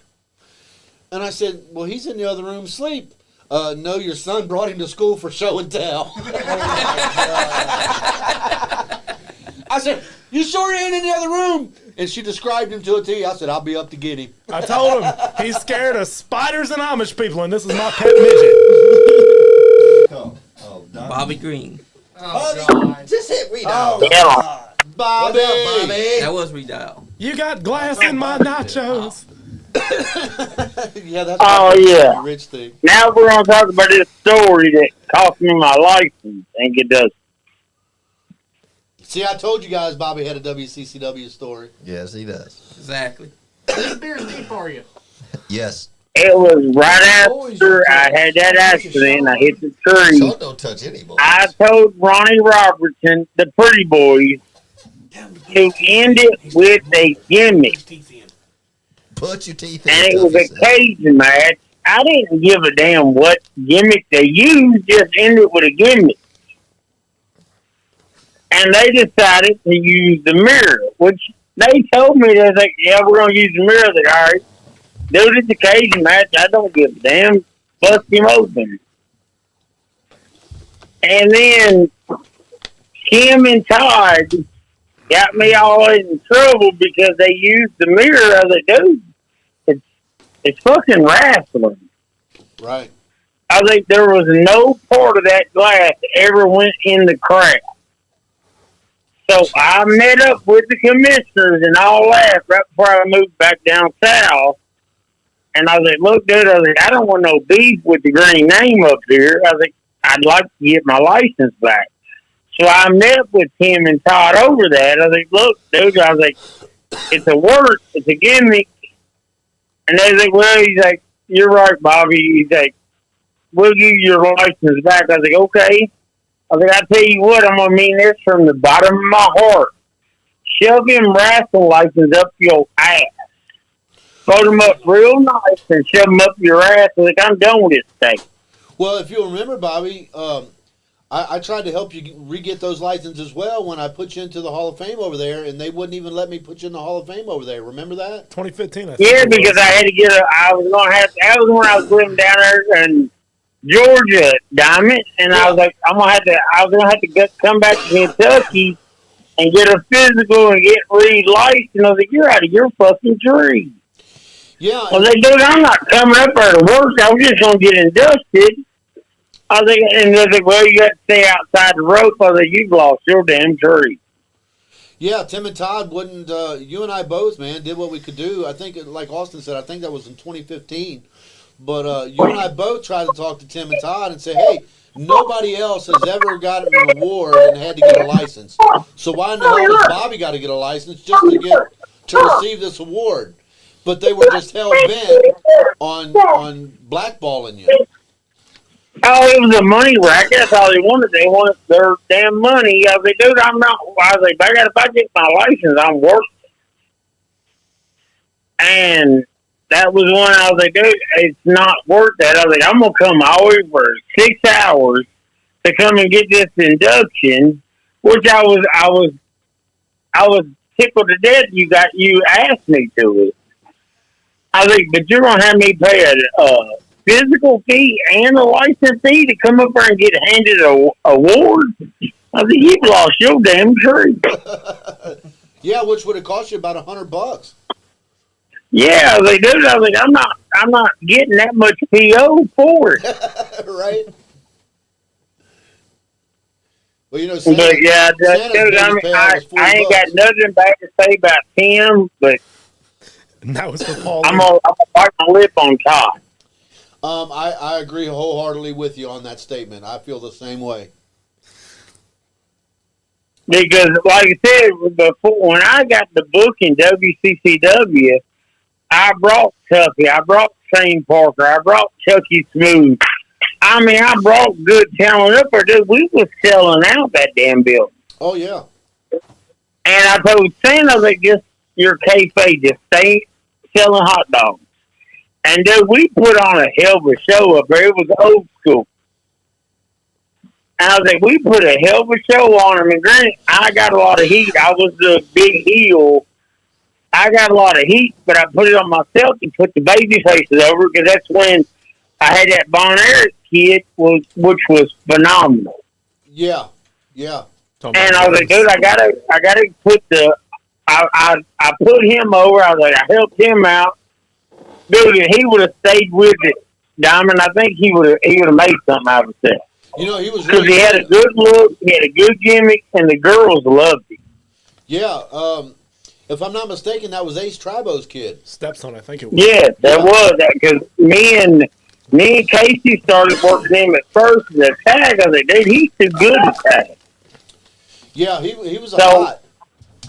Yes, he was hot as a firecracker. I was like, all right, dude, I'm going to put the belt on me. and I would put him over, and I worked him in a cage match, and he gave me a hurricane off the top of the cage, and I put him over, and the crowd was on fire.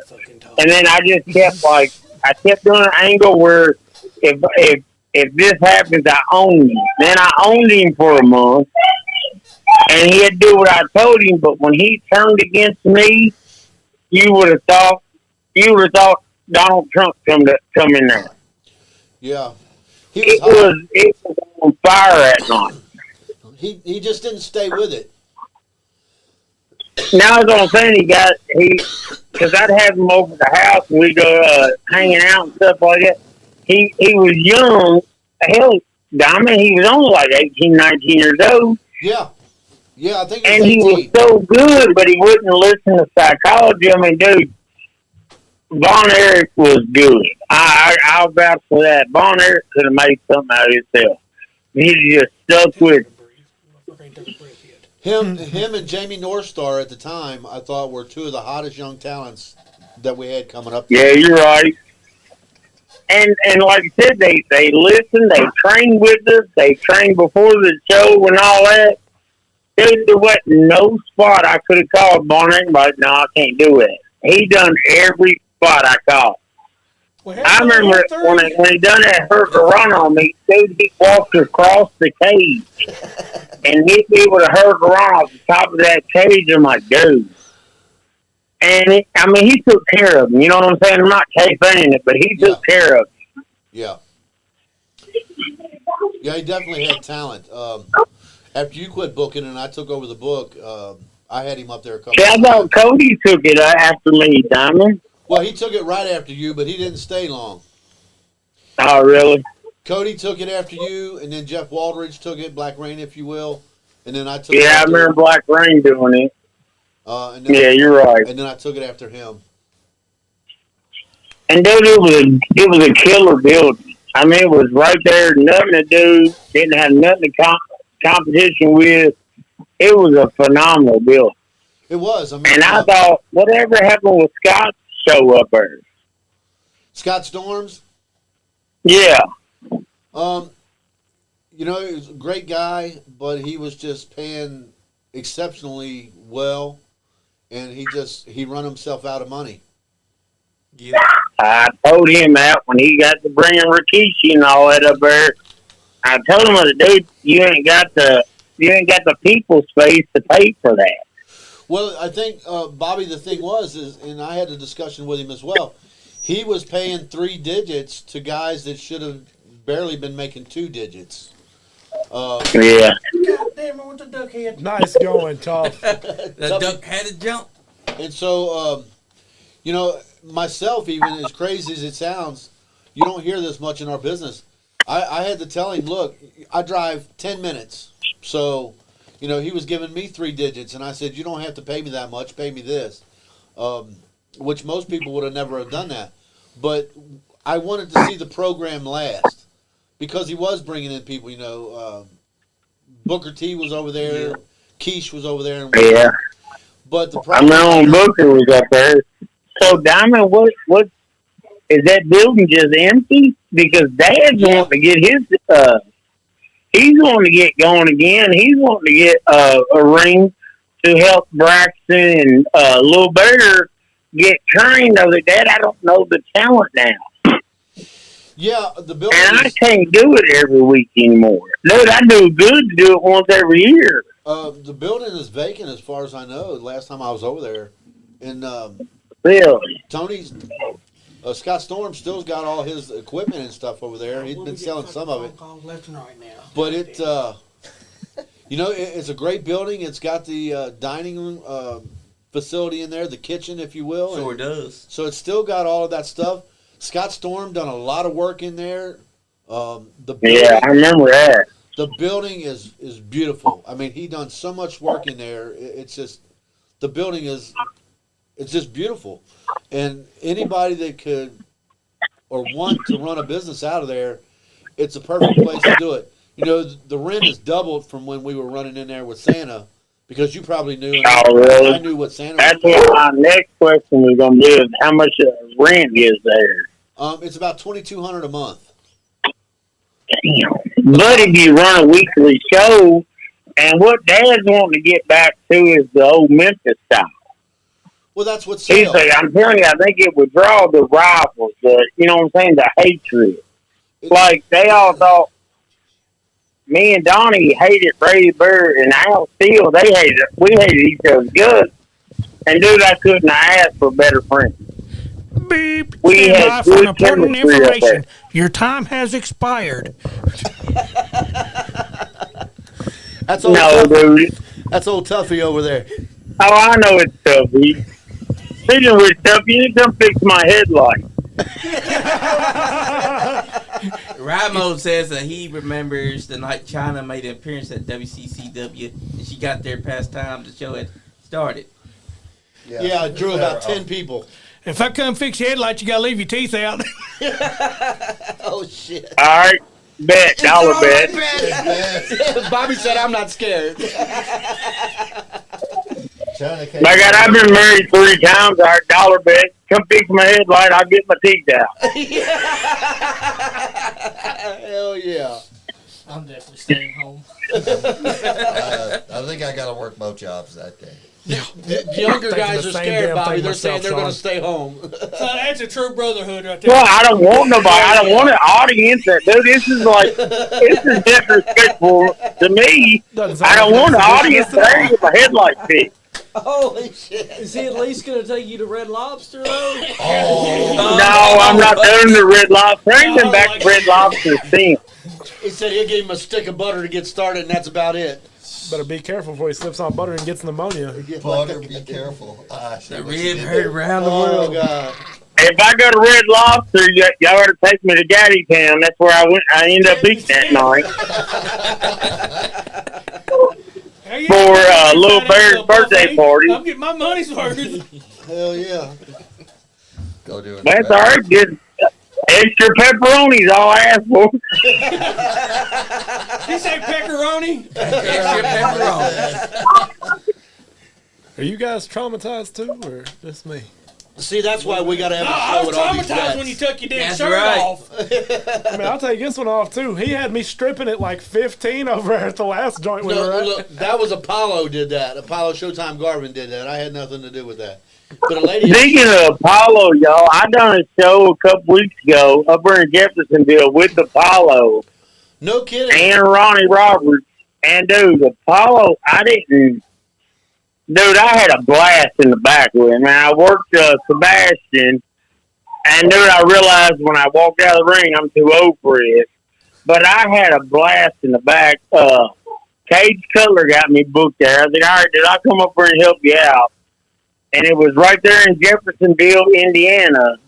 It was it was a good building, but I had a blast at that show. I had more fun in the back than I did in the ring. Of course, you know me, I just cheat. Well, you know, Too Tough Tony runs that building. Yep, Grindhouse. Yeah. And I never seen Too Tough there, Diamond, the whole time I was there. He's tried them all. He don't... It was some female promoter, the one I met. TCW. Yeah. I can't Yeah, remember what her name is. TCW, you're right. I can't remember what her name is. Yep. I mean, we had it was a good little crowd. But I was the only one who worked the crowd. I mean, I didn't do nothing. But it was a good little crowd. It was an old school crowd. All you had to do is work the crowd. And I took he got on top of me at first. I gave him the hot, and then Tell nobody got on top of you. The Diddy party continues. No diddy. No diddy. see, that's why we didn't let your daddy on the microphone. We're talking kayfabe here. Talk about throbbing subject matter. And just think about it. He saved life. That right there worries me. He's talking about Tuffy. What? No, I'm talking about Little Tuffy. I thought Little Tuffy was the one saying that. That was Austin Diamond. Headphones on. Oh, man. We got Tuffy Jr., we got B-Money, and we got Austin in here, the 3 young lions This guy's really got And his B finger on the Money's pulse. scared of his brother. I don't know why we don't book that match. Oh, he says you scared of your brother. Shit, And I understand he's a better wrestler than B Money, but B Money's a better Hey, talker. we all know, but I the think records and the stats prove different. We all know the records and the stats prove different. Where's he at? How many times have I called him out? Hey, Grindhouse a show I this just think- Saturday. Yeah. B Money, I just think Red would job you out on shits and giggles. You're the sidekick. We all know it was Donnie. Donnie was. I'd rather be a sidekick than a no kick. He was robbing. Hey, He wasn't even robbing. He was in the B Money's nightwing. defense, though, Damn. Red was talking a lot of shit, and then when B Money tried to talk back, Red took off and didn't comment ever again.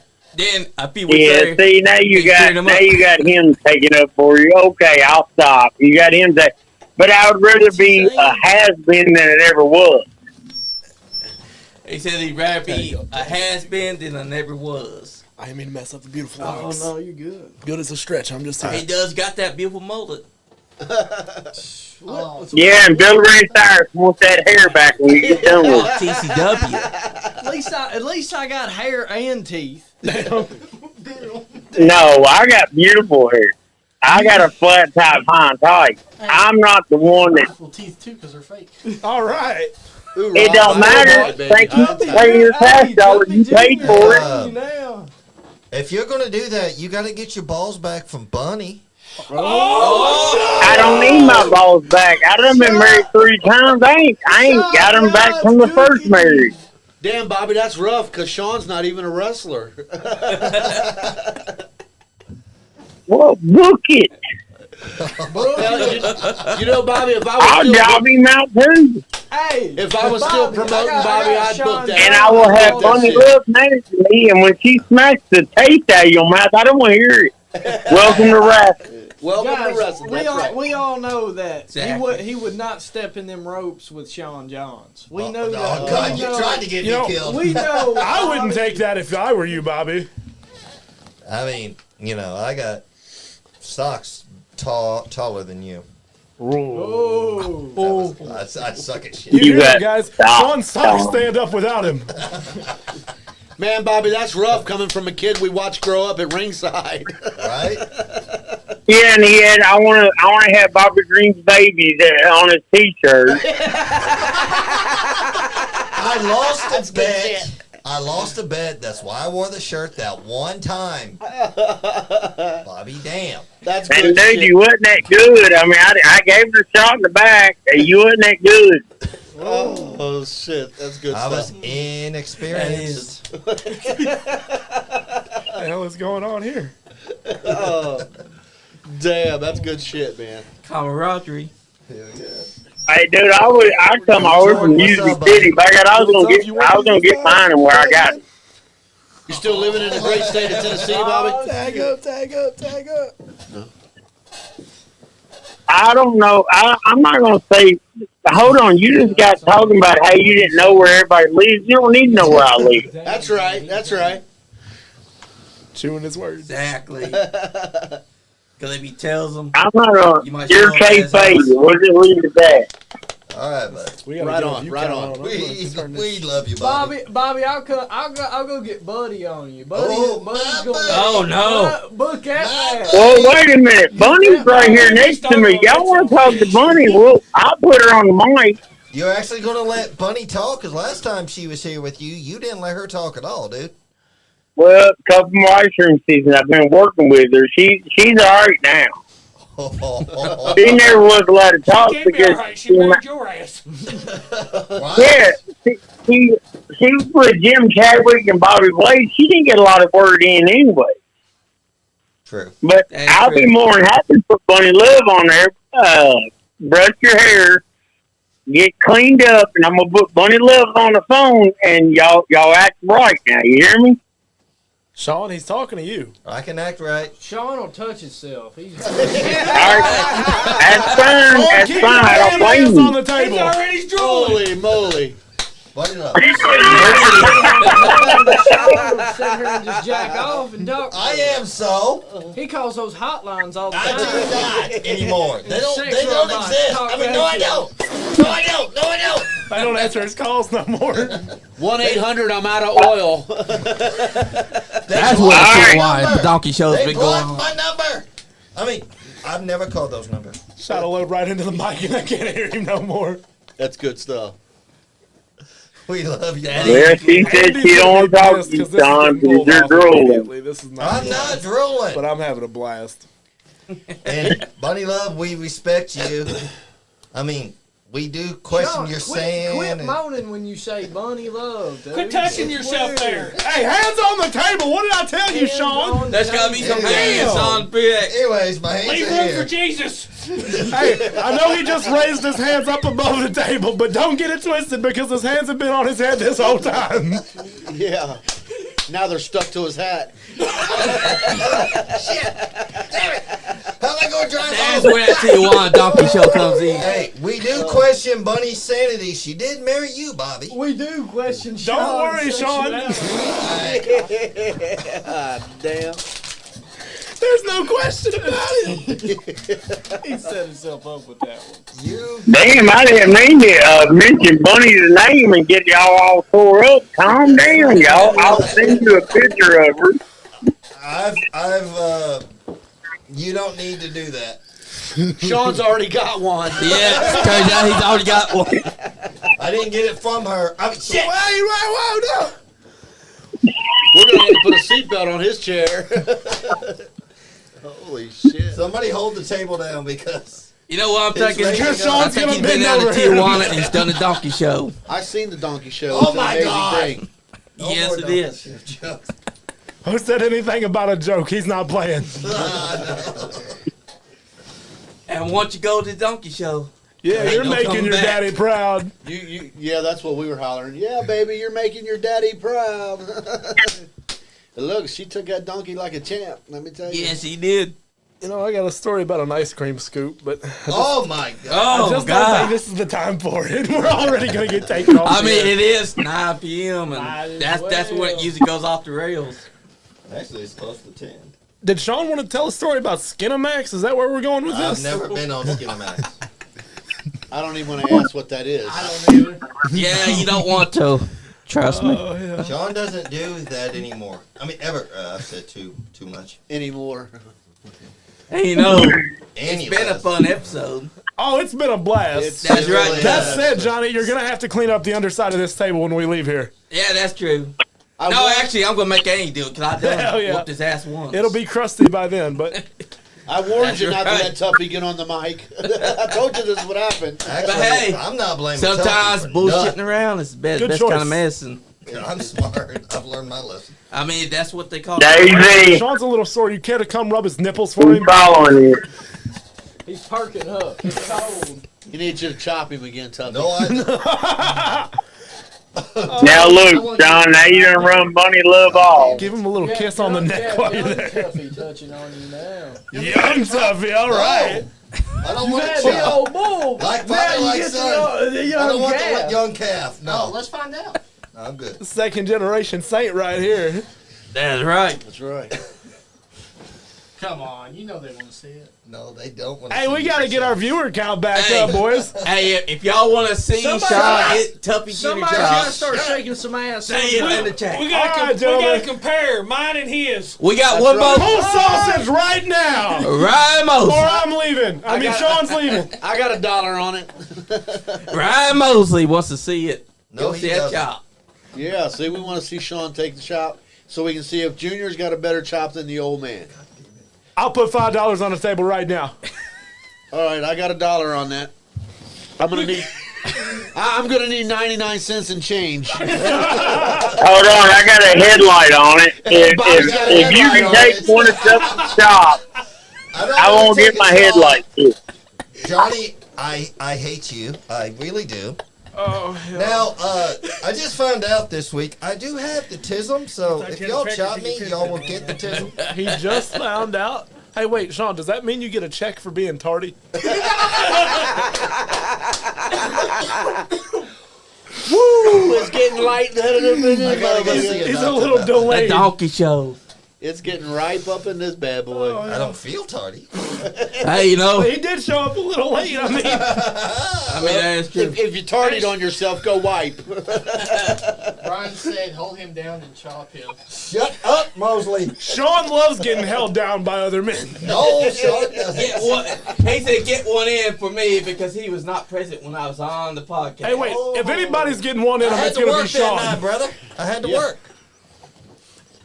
I work 2 jobs, man. I'm old and fat. Hey, look, corner I is- would tell- It's raining. He had to get off the corner. Yeah, he had to get off. He works on 2 corners, Tuffy. You heard him. Sammy said, Tuffy, "Sean." you really How gonna did chop him? Oh yeah. He said, "Sean, how did you just find that out?" I thought it was obvious. I'm asking the same damn question. I just took the test the other day. Took those 80 questions, and I got a score of 172. I can't talk. I could have fucking told you that. The tinted You window, got a test. brother. The tinted windows on the school bus wasn't a giveaway. Sound like fucking Carl. Ain't no gas in it. Ain't no gas in it. No coffee makes me nervous. Biscuits and mustard. He got some French fried taters. Excuses. Man, I'll tell y'all now, though, Mosley. Getting the hand warmed up. the donkey show, you gotta experience it for yourself. I hear it say, "Will Killer." Are we doing them live? it was- Are we doing the 2 chops live? I'm not taking both. I've already had the dads. Hey, you hear that, guys? He doesn't take 2 at a time anymore. He's not on the corner training. Oh, you're right. That canal's warped, boys. Like throwing a hot dog down a damn hallway. Exactly. Holy shit. Boys, we could shoot a game of pool in there and he'd never know. That's right. Rack Sean 'em They all up. walk up going, hello, Right, hello, hello, hello, hello, hello. But, you know, it's been 2 hours. It really has. Hell, we're just getting started, Johnny. Don't you rush me, baby. It's been a crazy night, for sure. Hang on, No. let me see. We don't do that. We're in there. Damn, I gotta get my girl a ride home from work. Hang on, let me. Gentlemen, you sit here and make sure Sean keeps his pants on. I'll be right back. Well, let me pull them back. Okay. They're back on. Tell her we'll be there to pick her up. Don't worry, we won't tell her about the titties you had in your face. Yeah. Appreciate that. She's a Latina. She'll whoop my ass. Well, that's you a was at a stretch. Latino bar downstairs. That's true. That nightclub. But that was a midget. Riding a donkey. Ride the donkey. Woo! It's been a crazy night, What does she hasn't do? it? It has been one hell of a night. I mean, sometimes that's the best kind of medicine to have. Laughter is the best medicine. Hell yeah, I needed Camaraderie. Hell, it's put 30 minutes back on my life. That's right. And I was like, what? Hey, Mosley, shut up. I'm not taking 3 chops. I want to see Tuffy Jr. chop him just so we can damn it. compare. Chop, chop, chop, Six- chop, yeah, chop, chop, chop, chop, chop. chop. That way you can tell us which one was better, the old man's. If he knocks the or breath Junior's. out of you, I'll knock it back in you. Right. I think you still have hatred of me because I always show up with those belts. I think one time I showed up, I actually bought a pair of boots. I was dumb as shit. I bought a pair of boots and walked in. Tuffy walked in. He sees me, and you see Satan flash across his face. I think he used some self-restraint, but I know he was like, oh, if somebody just tells me I'm good to go, I'm beating his ass. Put the loved me. boots on, son. I'm whipping your ass. He That sounds like something he Tuffy saw would me. say. He saw me in a pair of boots. I bought them off High Spots, because I was. My point from earlier tonight. Yes, you Yeah. made that exact Yep, point. you did.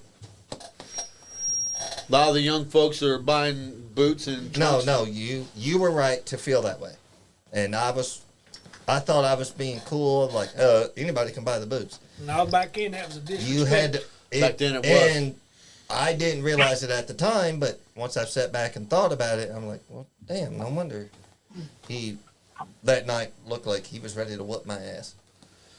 Because you were going by, you were high fiving, you walked right past me, didn't. My hands were out. I'm like, oh damn, okay. So no, I want to really palm you. I don't want to high five Like, you. he I wanna wasn't palm ready you. to high five me. Yeah, he was. And then once I started training, remember that last time I trained, having to saw walk out from the corner to the middle of the ring, take the back bump.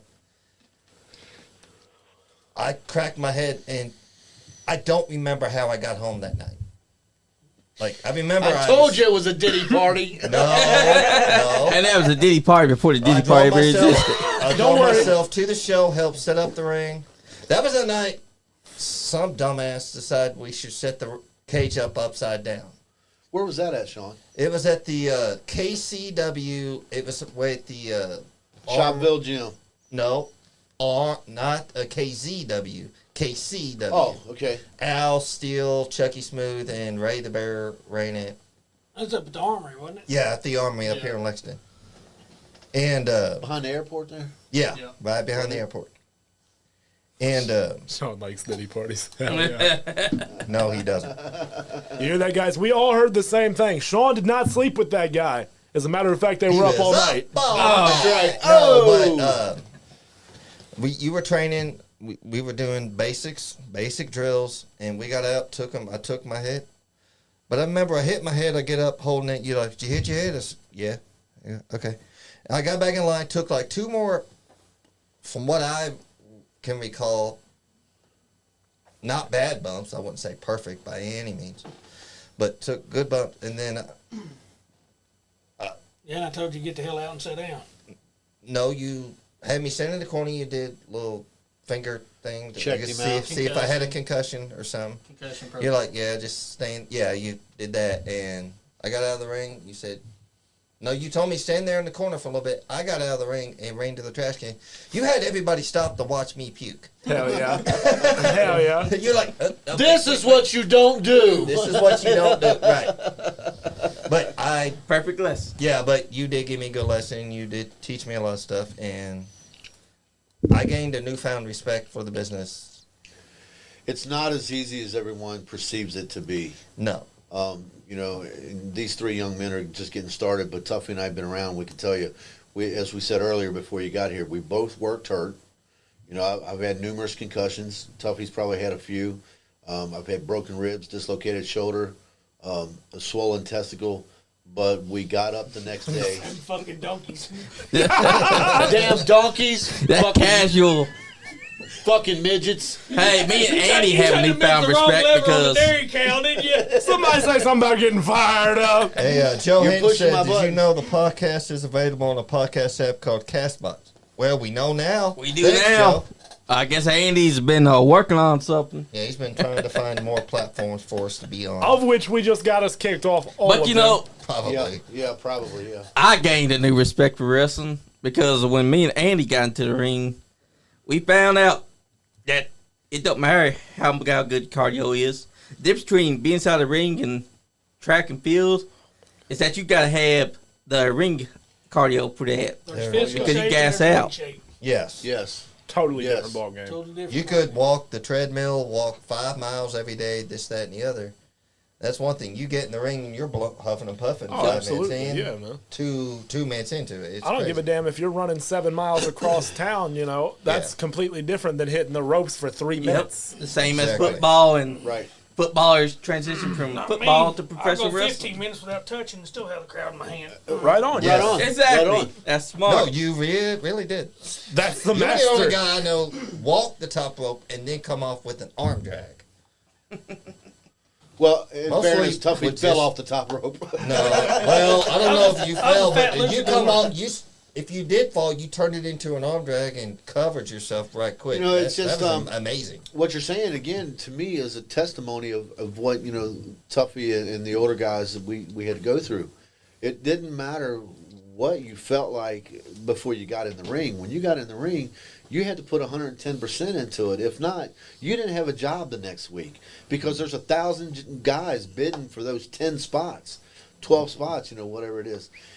And he did, I did, and a lot of these vets, your dad, Bear did, Al did, they went in there, they worked hurt, they worked when they were having off days, because when you got in the ring, you couldn't have any of that, because none of that mattered. You had to get in there and you had to do your job, or you didn't have a job anymore. It wasn't like nowadays, you know, a lot of these young guys and girls, Hang they're- down your ass they're- for 6 weeks. yeah, they're getting jobs because of the good old boy system. Well, man, I trained with this guy for 2 weeks, so I know what I'm doing. And he just went out and bought a promotion and started a promotion in a state that doesn't have a commission. And so everybody that was 2 weeks ago in the backyard, now they're in the ring thinking they're somebody. Yep. It wasn't like that for us. It was a privilege to be in the business. It wasn't a given like it is nowadays. Summertime just ended, and we've already got a heater in the house. Thanks, Pops. That's right. No, But it's the truth, though. He's He right. just aired out like 80% of the business. I mean, 80% of business needs to learn. Getting canceled. I can't Learn how to fucking train. Tough love. Look, I honestly, I had a guy, when I was booking and promoting, I had a guy that he begged me for 6 months for a booking. You know, he wasn't even mid-carder, quite honestly. He was a good guy, but he was not even a mid-carder as far as wrestling. And so finally, as it goes, you know, you always have at least one person that will cancel on you. Yeah. And so I said, look, you know, I called him up the night before, and I said, here's your chance to have a spot. I had a guy cancel on me, so you show up tomorrow, and I will put you in, and we'll see what you got. Well, he called me. Call me. Well, that was twice I called you like that. No, this wasn't Tuffy. Tuffy was, look, if he took a booking, let me tell you, brother, he was there before anybody else. That's right. But this particular guy, I won't say who it was, he had begged me for 6 months for a position. When I finally gave him the opportunity, he called me, and in the state of Kentucky, you have to, if you cancel, you have to cancel 6 hours or more. 6 hours or more, or I can take your license, which I only took one person's license up through the years. What a dick. That's right. It cost him $250, and he deserved every bit of it. When you screw me over more and more and more and more, because I always gave people breaks. You know, Tuffy worked with me, and in seriousness, I always was fair. Tried to be. I didn't always have control of the money because I wasn't always the promoter. Hey, man, he threw the water bottles at the wall, not at people, all right? Right. But this one particular guy, when he finally got his chance, he called me less than 6 hours before the event and said, and I quote, I got the sniffles, man. I don't think I'm going to be able to make it. And I said, You know what? Take your sniffles, shove them up your ass, and don't ever fucking call me again. That's what a good backdrop will clear. You know? That's right. You know? Or a good pile driver. I mean, we've seen guys, you know, even recently come in with, like, the MRI patches still on them, you know, come in, work with pneumonia, you know. And then we've got guys that'll call in, like you said, for a hangnail. It's like, oh, hell yeah, we got ourselves a tough guy over here. Yep. You know, I'm going to put him over. Marty Clay is one of the hottest young stars on the circuit today. Yes, Damn straight. You know, I was there when Marty Clay walked through the doors in Hazard, Kentucky. John Noble and Kyle Maggart trained him. I helped him a little bit working on his promos and things. He can probably hear you from here. He probably Yeah, does. he could. Hell yeah. Hey, did you know that we found Lost Creek? It's not lost no more. We Hell found yeah. it. Well, Now it's just Creek. now it's just Creek. But here's a kid that he's got the true old school in him, because he had double pneumonia here about a month ago. And let me tell you, the kid had to leave early, but he showed up, he gave it 110%, he performed in the ring. And this is a guy who was on death's door, but he took a booking, and by God, he followed through on it. No matter how he felt, he took a booking and he kept his word. Even though he come in looking like death warmed over, he came in, done his damn job, and then went home. That's the kind of guy that I want to see continue, like you three young men. That's what I want to see take over for Tuffy, myself, you know, in the greens and things like that. People like that, because that's what we need to keep this professional wrestling going. If not, we're going to lose it. It's going to be gone. Exactly. Because that's what we need. It's exactly what we need. So anybody out there that's booking and promoting, hey, Scott Diamond approval. Book Marty Clay. Yes. Because he's a star. He's an old school kind of guy. He's a young cat, but he's got the old school soul in him. Trained by good trainers. Plus, he'll stretch anyone that don't know how to fucking wrestle. And when they try to tell him that they've been working this business for 5 years, so let me show you how I can stretch someone. Yeah, working 5 years and had 2 matches. Exactly. You know, the hell. And like Mike Clay said, they tell me that, I stretch the fuck out of them. Because they got to be taught a lesson. Sometimes you need to teach these motherfuckers a lesson. Because they come in, they think because they laced up a pair of boots, that suddenly they're professional wrestlers. They're not professional wrestlers till they fucking wrestle 500 matches. Or at least done a longer tenure than just 1 year. Well, I can tell you this: had they gotten in the ring with myself or Tuffy or one of the greens, and they got put in a sugar hole, they wouldn't come back to wrestling. They'd have sold those boots back to wherever they bought them. They'd have taken those trunks and thrown them in a trash can and never told anybody they were a wrestler because they weren't.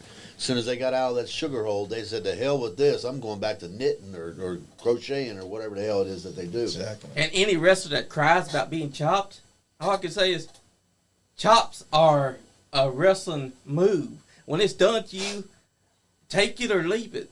Be a man about it. Don't be a pussy and be like, "You shouldn't have chopped me like that, brother. Now we're going to have heat." That's what a pussy does. You know, and that's the thing. Wrestling is not for everybody. Pro Yep. wrestling is not for everybody. Everybody thinks they can do it. But if you get in there with real guys, and again, I'm going to use Tuffy as an example because he's here. If you get in the ring with a real guy and you're not made for this, guys like Tuffy's going to show you that you're not made for this. And you're going to get out quick. Exactly. Because you're going to get your damn feelings hurt. That's what we need more of inside wrestling. Because there's been too many wrestlers that have allowed these pussified versions to come in, and they think that they're wrestlers because the wrestlers that should be teaching them a lesson get so scared to do it because they're afraid that they're going to get fired. No, we need more of those wrestlers to teach those wrestlers that suck to get the fuck out of business if they can't handle what's happening. That's exactly right. That would definitely help wrestling back the way it was. Again, it's not for everybody. So if you think it is and you get in there with a guy that really knows what he's doing, you're not going to stay long. Believe you me, you're not going to stay long. Exactly, and we've seen tons of these people that thought that they were going to stay long, and as soon as they got inside that ring with someone that was legit, you don't hear from them. You don't see them no more. They didn't get over because the pussy was scared, Well, and they never came back. That was one of the good things that we had when we had a stiff commission here. You know, they helped weed out some of them. You know, there were ones that slipped through the cracks, for sure. But the majority, when Tuffy and I were coming up, in the state of Kentucky, we had good, tough wrestlers in there that really knew what they were doing. And they weeded those guys and girls out. I mean, Tuffy, don't you think, even in your day, I mean, blackball was still a part of the business. Mm-hmm. You know, and if you had somebody came in and they couldn't perform up to standards, then they were blackballed. Nowadays, you don't have that, and we need that back. We need promoters that go, "Hey, you know what? I don't care if you identify as a cat when you're at the house. Here, you're a professional wrestler, or you get the hell out." Exactly. If I hurt your feelings, too damn bad. It's just the way it is. That's what we need is people that have grit that will be like, "I don't give a damn if I hurt your feelings. If you can't handle it, hit the fucking road because I'm done with you." Hit the bricks, get the stepping. That's right. Exactly. That's the way it should be because all these people that get all crybaby if someone's hard on them, they need to understand. Sometimes in professional wrestling, you need the critique. Pressure makes diamonds. Exactly. You know, as I recall, Pops had an interaction like that with a guy down south, and brother left his gear bag, yeah? Oh, yeah. Yeah, that was when I was booking for Bob Orton Jr. over at the church. He got all pissed off, and it was right. Yeah, it was at some church we used to do this show, and yeah, a guy got his feelings all hurt and got all pissed off, and I said, "Well, you know what? Get the fucking step in." And he was so mad and angry, he got mad and walked out the back door. And somebody looked down and goes, "Well, isn't that his bag right there?" I said, "Fuck him and his bag. He's gone. Just leave the bag here for charity." Hell yeah. That's right. Because fuck that. What size guy. shoes he wearing? Yeah, Right. start divvying his shit out in the locker room, you know. Who wants some elbow pads? But He might need tape. He got mad because he had to work somebody. Do you remember Mario Tuffy? Sounds familiar.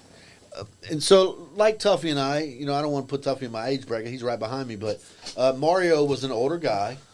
And, well, you ain't but maybe 10 years behind me.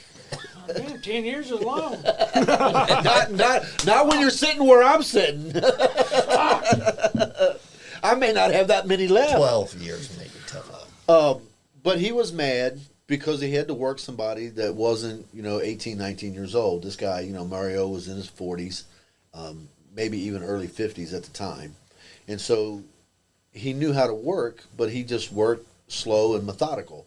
And this guy wanted to be an Orange Cassidy kind of guy, and he wanted to come in and do all this shit. And Mario, which is my favorite line, I don't know, again, I said it earlier if it's yours, but I love it. Mario looked at him and just said, no, we're not going to do none of that. And it just hurt his feelings, and the guy got pissed off, and then he didn't want to work. So I told him, you don't want to work? Get to stepping. That's right. You get a thumb to the eye. Thumb to the eye. That's Especially- right.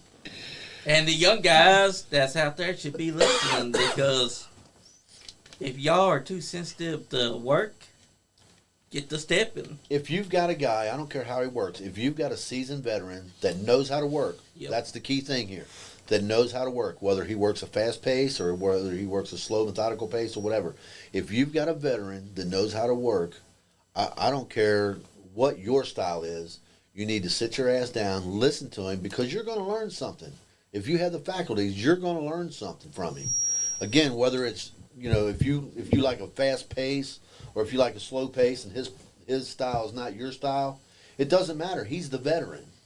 So if you sit and you listen to him, you are going to learn something. And that's what this business is about, because you wrestle all types of styles and people. That's like what I did. You were telling me and Andy how to do the choke over the middle rope. We took your advice. We made sure that nobody was going to know how it was happening. Like I told Jane, go ahead.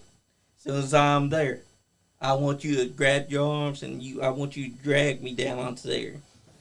You have to, because again, you work so many different styles, so many different people and stuff. The more you can cross train on any job, not just pro wrestling, but any job, the more that you can cross train, the better off you're going to be in the long run. Exactly. So if you're young coming in and the veteran's not working the style that you want to work, it doesn't matter. Shut the hell up and listen, because you're still going to learn something. That's another thing, adaptability in wrestling. If you're working something that doesn't work your style, adapt to it. Because sometimes that's what you got to do. You have to. There's a lot of times, like when we used to go out and do the Shakespeare, you have to adapt on the fly. You can't stand there and think about it. You got to do it right now, and you got to do it effortlessly. Because if it's not effortlessly, they're going to pick up on what's going on, and you don't want that. You just don't want that, Yeah, because you don't want the fans to catch on to anything, because if they catch on to anything, you don't want to then give they're them not an going to be insight coming. into what we're doing. Exactly. There's no more kayfabe in this business. But you can still make really sure gone. that the kayfabe is live. Unless you work Boogie, because he's still carnies. Yep. The last time I worked Boogie it was like Love the man, but he does the same spots every time. every time. Either him or Well, Bobby guys, we've been here 2 hours and 16 minutes. All right, well, let's wrap this thing up. Do we want to run down a set of bullet points here from the takeaways from tonight? And so, I mean, we had a lot of them. I still ain't seen no chop that everybody's wanting. yeah, we want to see Tuffy Jr. No, chop we don't. Sean one No, time. we don't. So that we No, can we see don't. if Sean can tell Clean us. up out of the way so the camera has a good shot of it. So Sean can tell us. Oh shit! In I will not, comparison. damn it, Yes, I sir. hate Yes, you sir. guys. It's all So- right, Sean. We know you love us. We're men.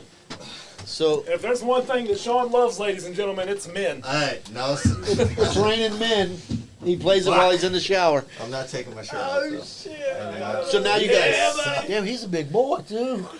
He's no Austin Martin, business you in a second. God, he looks so much like. I him. It's remember crazy. that day of training over there at Continental, man. You all had him. And dude was, Oh shit. At Continental, the old Continental Inn. yes. If you couldn't get laid, you wasn't trying. Oh, that's probably something different than what you were talking about. That's before you guys were old enough to know what that meant. But we just. Yeah. You guys are assholes. My bad. Flash was on. Sorry about that. I got you, Ryan. We want to see if Don't chicken out. we want you to tell us, Sean, in comparison, what Junior feels like as far as Senior. Hey, I just want to tell you, I'm putting the shirt over your head. You're gonna close your eyes. Going into it, which one You ain't gonna think's see be it. worse? You ain't gonna see it. It's better if you don't I say didn't it. see yours coming. Sure as fuck felt it. You know, it's too small. I'm like, Sometimes he gets nervous. It was just cold. It's that day. Perquito. Pequeño, as they say. that's a miniature donkey. I call them mules. He's just a burro. And I'm so glad you came out tonight. Man. I swear to goodness. You can do this, Sean. Sean. Got this straight. Sean. No, kendo. Take that kendo stick from me. Thank you. That's my gimmick. Yeah. Unoriginal motherfucker. Give me encouragement. You can do this, Sean. But look, in the end, you got to tell us in comparison to senior. Sean, don't play like this is your first time undressing for other men. Come on now. Go ahead and take that shirt off. Oh no, hey, I'm putting it over his head. How excited is he getting? Because I got to pee a little bit, you know. Hey, Sean, go ahead and kneel down. It's just the pin's leaking through. It's running down. Hey, are you into that? I mean, you okay with guys peeing on you too? You got this. You got this, Sean. It's just like R. Kelly's favorite band, the Black Eyed Peas. That's the white guy bees. I see what you did there. Hell yeah. That's good stuff. Oh shit! Hey, Sean, Sean said, I wish I'd have got out of wrestling 10 years ago. Go ahead, Sean. When's the last time you had a shower, and what color was it? I took a shower this morning. What color? What was his name? Was he golden? Was he golden? Yeah, jeez, oh, Pete. Ain't no sense of crying yet. I ain't crying. Shit. I ain't done the Mentally superstar prepared. you sing. Yeah. Come on, little toe. Oh, Ready? No. I'll tell you, tonight is right up there said. when me and Bobby Blade had the longest podcast in history up here. I'm telling you, 4.5 hours at least. this is right up there 13 with it. I'm minutes. so glad you came, man. I ain't That's why I got pissed so much. I'm laughing my ass off. I just Hey, they're They want to see it. They was Come acting on, they want to see it. The people want to see it. we don't Sean. care what they want. chop, chop, chop, chop, chop, chop, chop, chop, chop, chop. Woo! Stand right here. I don't have the dexterity that Sean does. He ain't gonna say it. Oh, look at the nipples. It looks like M&M's. Why they hard, Open your chest up. Sean? Open up, Sean. Here, just spread them. Oh, wait. Don't forget to lick your hand. It's the old man's trademark. Quit flinching like a bitch. Hey, turn towards the camera. Oh, God damn! Hey, why are you pulling your shirt So, down? Sean, compared to the old man. I'm sorry. Hey, wait. Do you want to compare it to B-Money, too? No, I don't. Look, I give it to him, man. That was a hell of a chop. Hey, Sean's Sean. pissed. I got you, guys. brother. Sean's That's pissed. Okay. Down No, his I'm leg. not pissed. No, I'm not Down pissed. his leg. Let's Tell- see the chest. No, I want to know comparing to the old man. Oh! Damn. Okay. No disrespect to either one. Good choice. Good choice of word. Very good. But somebody owes him a new pair of jeans. I'm I going got to say stuff Tuffy Seniors.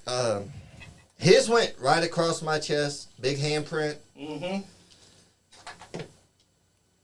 I got to give it to your father. I was going to say the old man. yeah, I ain't okay. that stupid. Listen, He wants the old man to give it to him. No. it's my very first shop. Are you serious? I'm serious. I'm honored to accept that chop. He said, no, that was Bushly compared to Bobby, shut up! Is that Rambo Bobby said, Green? "Dang, that was a hell of a chop, Hey, though." Bobby. Hey, do I get a turn, Sean? No, It'd be my first one, too. that's what she said. Hey, you're a trooper. I commend you for that. Thank you, That's really. right. Brother. Straight up. Okay, yeah, I got to give this chop to Tuffy Senior. Sorry. Yours was great. I'm not discounting your chop, but He did have a hell of a chop. like you too. said, it was your first one. And Sean's proud to be your first. Oh yeah. Been that for many a young man. You're You see, leaking. guys, you got to see yes, a live on air chop from Tuffy Jr. Just imagine what's going to happen next year when he actually does step After into he's the got ring. trained a little bit, yeah. Oh, I thought you meant. So me. look, Oh, man. shit. Again, you know, I'm gonna throw it right out there. I commend Sean Johns for taking that. Because Yep. it takes a hell of a man to take something like that. Now, Yes. you know, being that we're in the business that we are, we have no choice but to listen to the people, right, gentlemen? Would we all agree with that? Thank you, got to people. give Yep. the people what they want. Yes. Ryan Mosley seems to want something. That's Ryan. Take a chop from Damn it. I am Ryan Mosley. You already got your one chop on me tonight. I would say, well, I don't want to say that because Ryan, I've known him a long time, but I would say, you know, if he wanted to do that, then we should have him in studio. In the studio. And so, And he be a man to And take he it. ain't take one from me in Austin. right there on. you go. Take one, trade one. Exactly. So, yeah, right. you know, I think Sean would do that. And I'm not speaking for Sean, but Hey, I think Sean would do that if Ryan would come in studio and do the same as what Sean just did. Hey. Hey. Well, you know, I took a chop from Joe Tuffy, Smo. chop little. Oh, that's child abuse. You don't care how old Tuffy, your son chop is. little He Tuffy. shook his head yes first. I'll do it. He chops me, I chop him. Hell, I'll pay to see that. Look, I'll put my 99 cents that I got back in change on it. Tuffy's the only one going over. I know he's a cheap son of a bitch. I've worked with him. Ryan Mosley said, "I'm down." I love Alright. it. See? Yeah, I love it. Do we want to do that on air, or we want to do that as a short to post afterwards? We want to do it on air. We'll have Ryan in. We'll all come back in and we'll do it. Hell Set yeah. that up, Johnny Lee. I will. You know You want to what? do your thing on air or after the That's fact? on it. That's him. You know what? Tough. He wanted to see Austin chop. You ain't feeling that tonight. Oh hell. I want you to chop me, Austin. Oh my God. Okay. Oh hell. Where you want it, baby? Wait a minute. What's going on? Austin's chopping him. Come on, Sean. Oh, my fault. Hey! That was a misunderstanding. James Adams, what's up, buddy? He says, Hey, hello, James. Austin. What's up, James? Hey, James. Oh, Hope old lady ain't watching. buckles on that baby. I want you to chop me. I can milk them babies for a week, Tuffy. Someone film it. Hey, you want one of mine too? Yeah. Oh, holy moly. Yeah, let's see here. You made him jealous. Step I'll in here. give I it want to to make you, sure we're Yes, centered up. sir. Come on, this is your show. Yeah, let's move this chair out of the way. It was about Move 10 that or chair. 11. Let's see here. About 10 or 11, I guess, hell. when I came to town. Send And me on man, over I here can't by believe Sean, now I'm alright? sitting here watching you do Listen, you this. want to be Right. centered up for your camera. It's your show. You ready, Johnny? Yep. Come on, Johnny. I've always liked you. You sure you want this? Yes. oh, he knows so much he looked shit. at him. I love it. Because that's a chop. That's not a slap, baby. That's better than Joe Rose. Oh, Trust me on that. yeah, Joe Monroe's didn't get loud. Hang on His was. I taught Scooter, Austin, to shoot him like You drop my Wahoo used name to. on air twice and I'll kill you. Man, he's trying to make me feel good. Weak. Okay, now it's the overhand. Yep. The overhand. Nipple's Well, if you falling don't know how off. to I'm throw a telling you. chop, you can just say it. The nipple's falling off. Ready? Yep. God.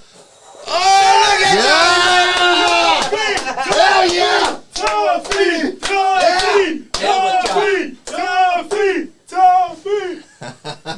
All right, before we go, Wings. Oh, hell. Hell yeah. We need a picture of that. Oh, Yeah. we Hey, got. hey, oh, Yeah, you B need money one on the other side to make it match. You want one on the other side to make a match? Tuffy said he's going to. Yeah. Oh shit, it's on fucking. Bobby says, Tuffy, show him. You think you'll no sell one from Tough? Well, Oh! He ain't going to no-sell it, I can tell you that right now. God damn it. Oh, shit. I call Tuffy's chair. Right here. I call Tuffy's chair. Come on, Tuff. Oh, my God. Hell, Tuffy, give me come camera on, back. man. Camera back. Whoa, whoa, whoa, whoa. Turn your head that way. all right. Right there, right? Yep. Tuffy.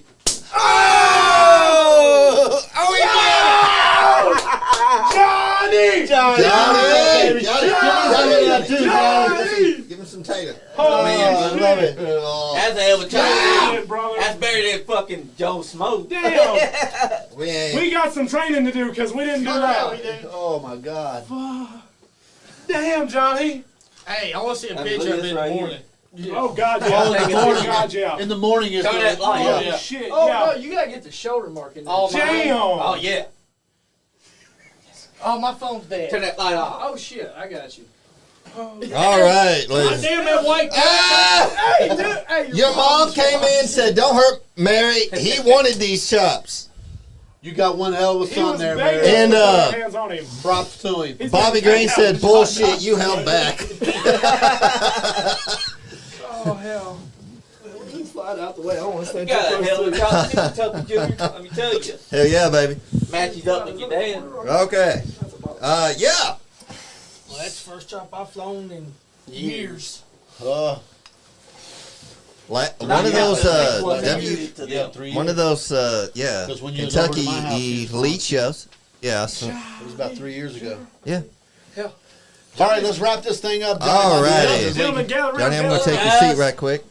I'm going to start us off. I want to thank everybody for coming in. Austin Sean Diamond, loves it when men come in. always a pleasure. B Money, you are the man. Tuffy Jr., good thing we got to sit and chill. Thank you for allowing me to be your first chop ever. And me to be his second chop ever. Thank you guys. Yes, Johnny. Yes. Tuffy, always a pleasure to see you, sir. Scott Diamond.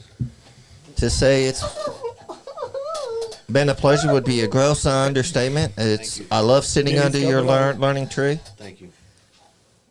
And I want, Tuffy, I do want to thank you for back in the day. You were a little rough on me during training, but it was a way to form respect that I didn't understand at the time, but now I do.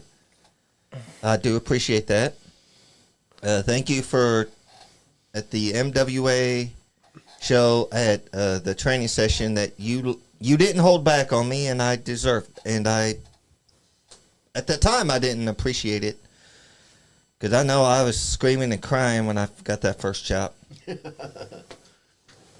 And I'm not challenging you to make me cry. I'm not. So John, Sean, just so we're clear, you didn't understand it then, but you understand it now, right? Yes. So I guess you could say that, much like Sean, his gratitude was just tardy. Damn. But he wiped. Fair enough. Asshole. If you know what you right? As Cheers to every Latinos, man huh? used to say, "You are correct, sir." All right, who wants to go next? Johnny Lee. Well, I just want to say thank you for giving me a chop, brother. Thank you. Austin, Pleasure. loved your chop. And that man right there gets one hell of a chop. Like they say, Tuffy is the best chopper around. And No, I'm guys, the second. we just got one thing to say for y'all. We got a chop that happened tonight. Rimo, you wanted it, it happened. That's right. And I told you, we make the fans happy when they ask for it. So stay nice. There you go. All right. Boys, hang Hey, on. boys. Got some second generation saints in the house. That's right. Gentlemen, you better chime in. I'll let you go first. You may go first. it's big money. First, I wanna say happy Veterans Day and thank you for your service in the military. Thank you. And what you did. It means a lot. Thank you very much. You're welcome. And it's been a great show. This might be the funnest fucking podcast I ever had. I agree. We definitely need to do this again. And thank y'all for coming. It's a great night. Always good to have the Diamond Cartel in, Tuffy in, and Sean Jahns. Wow. Okay. Thanks. Thanks, And buddy. the donkey. That'll do, donkey. That'll do. Still tied up out back. Sean, he's waiting on you. Brother, you want to have at it? Oh, God, don't give me a mic. Sound like your dad. Oh, He's Tuffy. We got a new one. He don't want to be known. We don't want to be near a mic now. I just want to thank the Nice Guy Any podcast for having myself and my father on the show. It's been one hell of a night. I had a blast with these two young guys here. Don, Thank you. I give you my respect. Thank you. Austin, I give you my respect. The pleasure's all yours. Hopefully, I'll see you in the ring soon. Oh, hell, don't lie to Next year. yourself. Oh, I won't. There's no hopefully. I hope so. I wish I was still booking and promoting. I would book that tomorrow in a three-way dance. You three young men right there. I damn well would too. Hell yeah. Because I mean, look at them. They're white. They That's- don't have rhythm. That right there is money. That is money. This is money. Be money. That's right. But Awesome. I ain't gonna make it rain. I'll make it hell. I'll throw down. The hell did I do? Austin. You know, I think I'd like to run down some bullet points real quick. Johnny Lee is the toughest damn podcaster in the game. He's got Joe Monroe washed twice over. Scott Diamond and Tuffy are running for governor and governorette. Let's see here. Kill your local pedophile. And I guess I'll pass it over to you guys. I think I got my point across. That's right. It's past my damn bedtime. I'm ready to go to bed. Tuffy's tired. Tuff's colostomy bag's full. He's got to run. No, I just use your dad's depends and pissed on you. Well, you better use the back because the front's full. No wonder Sean feels so left out. For me, I got to say first to Tuffy, man. I love you. It was great seeing you. They're it's holding always hands, a pleasure guys. to see you. They did. That wasn't cool enough. That was so We- sweet. We've had a lot of great Aggressive now. times, so it really was great to see you. Sean and Johnny, It's always a pleasure when you allow us to grace your presence to come in here. Always, buddy. Thank you for having us. And You're right, Sean. Junior, B-Money, look, I think you two young men have got a bright future ahead. Listen to what your dads are telling you because they had great careers. And I think you're going to go many, many places. And if I could, again, I would say tomorrow I would book the three of you in a three-way dance because I think looking across the table from Tuffy and I, what I'm looking at is not only three young lions, but we're looking at money. Best of luck to you. Yeah. Listen to your old men because they know what they're talking about, and you're going to have a great wrestling career. And I hope that when you have your first match, that I'm sitting in the front row. Yes, sir. Appreciate that, man. And Austin, of course, you know how I feel. You know, I appreciate you carrying on the Diamond Cartel legacy. You got a long way to go, but you've had a great start, and I'm proud of you. You know, Pop, I got to tell you, man, my back hurts from carrying you this far. I know it does. Well, if you let me go out here and empty my Depends, it'll be a lighter carry for you. A lighter load. Sean will be Lighter happy. Last time he choked on. And with that, Wrap it up, Johnny. if you're not having fun, You ain't getting none. damn, skip it. Filter out, boys. Come on. All right. Nice guy. Midgets! Yeah, and donkeys. Grab a key. Well, in Tuffy's case, burros. Yeah, I did almost forget, Scott. Happy Veterans Day.